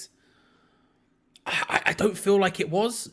Let's have a look at it again. Garnacho spins Ben Johnson really well. Nah, not for me. The thing is, Garnacho goes down when he gets into the area. He could have gone down way before then. That's not a pen for me. That's not a pen for me. He's being pushed the entire time. He's being pushed the entire time, right? I am Ben Johnson. This beautiful man is Garnacho. He's being pushed and jostled the entire time. And then the second he goes into the area, you know, he could have gone down way earlier than that. He deliberately waited until he gets into the area. That's a dive. That's textbook. That's textbook.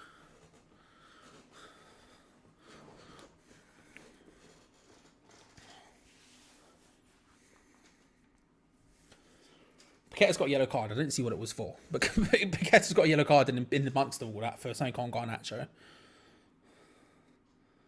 Garnacho just manages to keep it in. Yeah, it's that one. That one is a yellow. That one's a yellow. That one's a yellow, to be fair. Free kick from the from almost the exact same position they scored the first disallowed goal from. Whipped in from Bruno Fernandes, looking maybe towards Casemiro. He gets another head to it straight into the hands of Areola, who looks to try and throw it out quickly. Verkhorst tries his hardest to stop him from throwing it out. And Malacia covers really well. That's annoying. That's very, very annoying.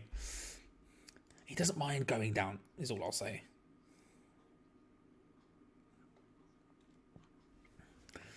The pen just isn't a pen. That's nowhere near a pen. That's just a dive. You're trying to buy it. The first one, the second one with Paqueta, that's a foul. That's a yellow. That's a foul. That's a yellow.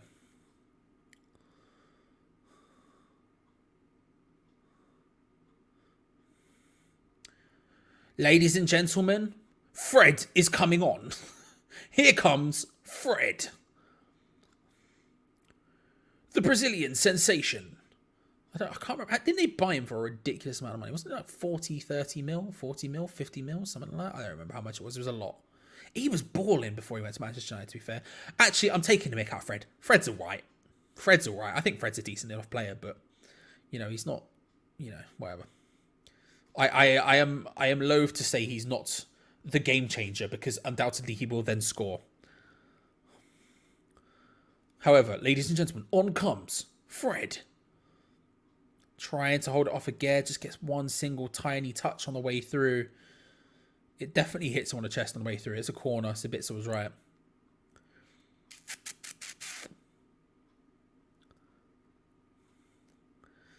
Here comes the corner. Bruno Fernandes from the left-hand side. Whips it in.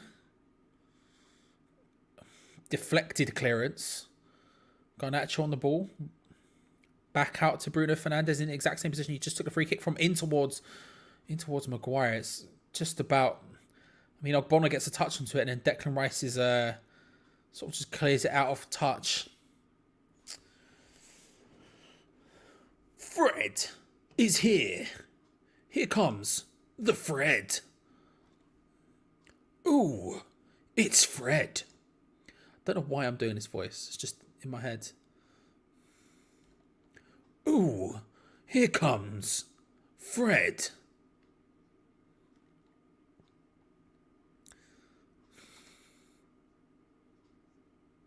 I think this situation right now is a prime example of what I always say with David Moyes, in that he doesn't play for the point. This is just genuinely how he thinks is the best way to go about winning. Like, I know, like, it gets frustrating for us and we feel like he's playing for draws and all this other stuff. On comes Fred. Marcel Sabitzer off. Fred on. But yeah, I think this is a prime example of a situation where you literally can't play for a draw. It's impossible. Yet he's still doing it. Off comes Antonio, who was described for Scamacca as actually coming onto the pitch. Imagine that.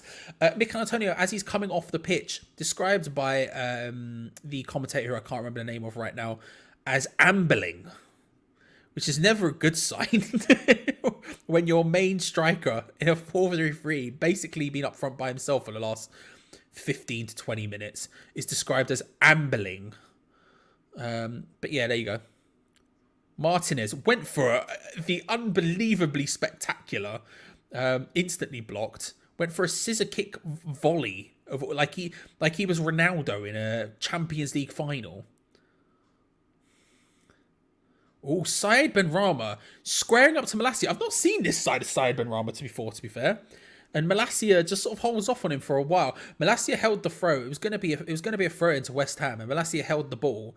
And Benrahma sort of squared up to him as if to be like, "Give me the ball." And Malacia went, "Nah, I'm not giving it to you." And I'll tell you what, Said did not take that lightly. Scamacca instantly, by the way, getting absolutely grabbed by Harry Maguire, who again is clearly being told to just grab the bloke. Well, that's a really good ball over the top. Pulled across from Fernandes. Good block. Again, does really well there. He's had a little bit of a shaky last 10 minutes with the own goal and the touch which goes out for a corner and everything else, but he's so good in those situations and does perfectly. Quick corner taken, Rashford lays it short to Garnacho. They've managed to fashion some sort of chance, but it's a good block from Paqueta. Can't quite get the ball going away, and thankfully Manchester United's passing is wayward. And it's going to be a throw into West Ham in a very deep position. Having said that, that's basically like a Manchester United corner because we're so bad at them, but still.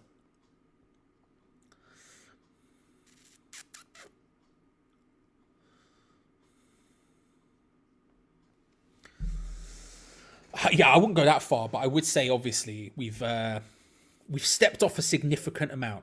And if we were playing the rest of the game in the manner we've played the last 20 minutes, then it would be a big deserved loss. The rest of the game has been really good up until that point, but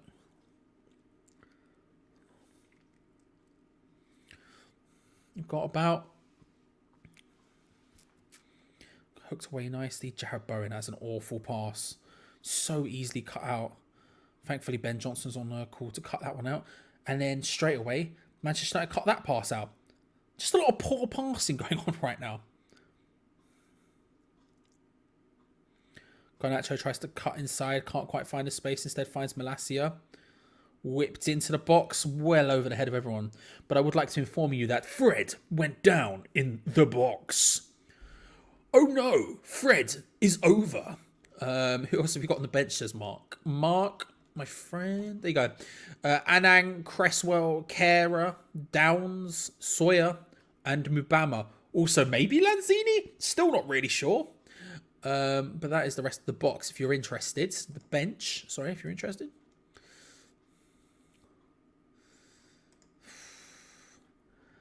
I can't be arsed. I can't be arsed with 30 minutes where we're going to lose. Laid off short to Souček. Also low-key for us as like a team battling relegation. We don't want extra time. We don't want to have to play those extra minutes at all, do we? Realistically. Manchester United have a very weird font on the back of their shirts. It's very specific. you know.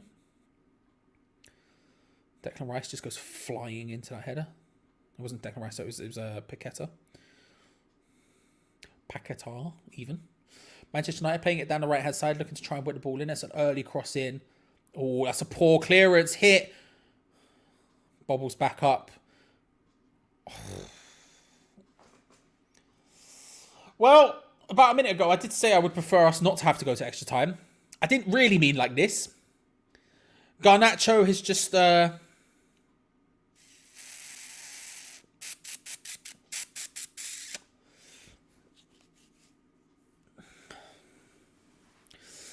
Garnacho gets the goal. It's a really nice finish. It's a really nice finish, if we're being honest about it.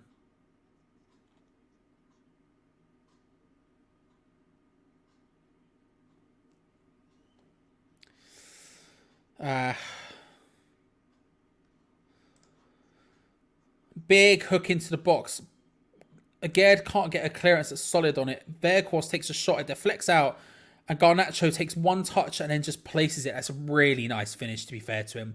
Bends it round Johnson and Areola.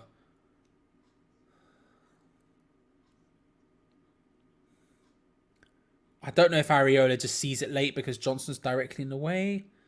Nah, he just... It's poor from Areola, and it's 2-1. Well. Listen, it was great for 70 minutes. It was great for 70 minutes.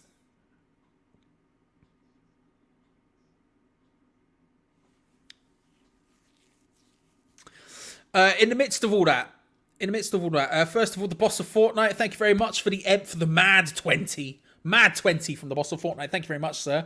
I actually think it's maybe Areola's fault. He should have done better there. I'm a bit concerned about how that wasn't great. I'm not going to lie. And then Dave as well with the £20,000. Thank you very much, Dave. Both going into the full-time thing. Thank you very much, guys. That's very appreciative. I'm very appreciative. That's very kind, is what I meant to say. Thank you. You didn't have to do that at all.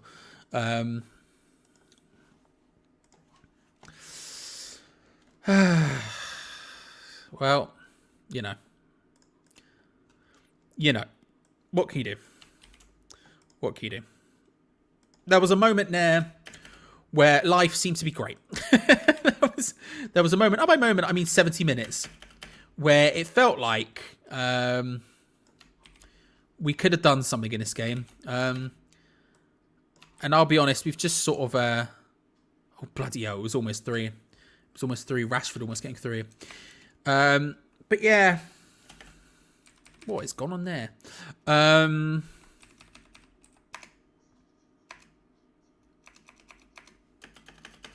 we go. Yeah, what can you do? What can you do? Garnacho's coming off now. The game's done. Or not really. Whatever. At this point, whatever, you know what I mean? But screw it. Given there's only a minute left, I think we've played well enough to where I would ask you for your man of the match.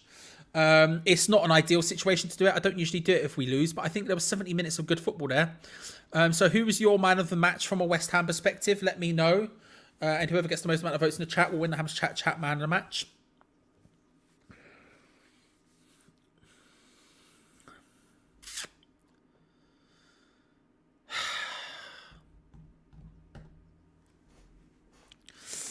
Well, you know. Yeah, I did try to warn you, mate. I did try. Ben Rama, Rice or Benny or Paqueta, Antonio. No one, because they all bottled it second half. Lots of nobodies. Tommy Fury in. Ben Rama, to be fair, he apparently knows how to win. Ben Rama.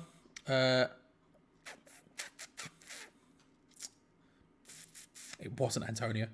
Ben Rama gets the most amount of votes, to be fair. Congratulations to Syed Ben Rama on winning the Ham's Chat Man of the Match award. Not an ideal situation, but I think we played well enough for 70 minutes to sort of pick some sort of positive out of it. And there's a lot of Benny shouts towards the end. A couple for so you see Benny, Moyes, Benny. There was an Emerson shout I just saw there. I tried to click on before the chat jumped.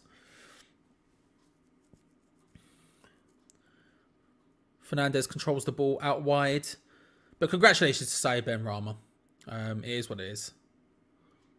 It is what it is.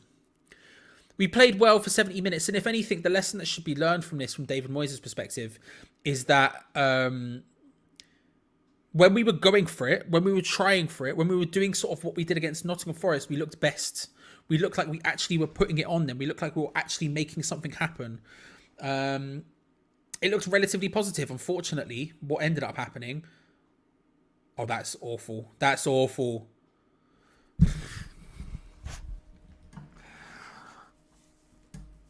Oh, it's 3-1. It's Fred as well. It's Fred.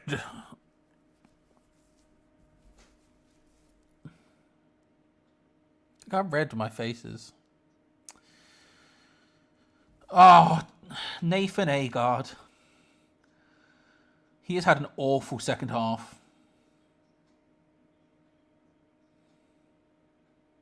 I even said when he came on, I said the exact words when he came on. I said, I'm taking the mick out of him now. I guarantee he scores. I said those words. Oh, it's 3-1. Do you know what? The score's wrong, but I'm just going to do this. I feel like this is... Where is it? Where's the button I want to press? There you go. Gone now. Don't need to think about it.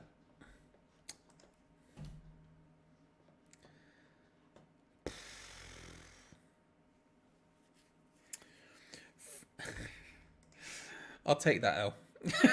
I'll take that L. The others we could blame Antonio for again. All that one was my bad. That one was my bad. I'll happily take that L. Oh yeah. Pete's sake, man. Right at the end of this is the ball's about to be kicked off again, but full time will be called any second now. I'd like to thank you all for coming. If you haven't already, make sure to subscribe. Full-time whistle, it is 3-1. Make sure to subscribe if you haven't already and hit that bell notification button. It does help us out massively so you don't miss out on any future videos. Make sure to like the video, all that good stuff. We flew past 300, by the way, so thank you very much for that. Yeah, make sure to subscribe, hit that bell notification button so you don't miss out on any future nonsense. Steve McLaren, I forgot he works for Manchester United now. Yeah.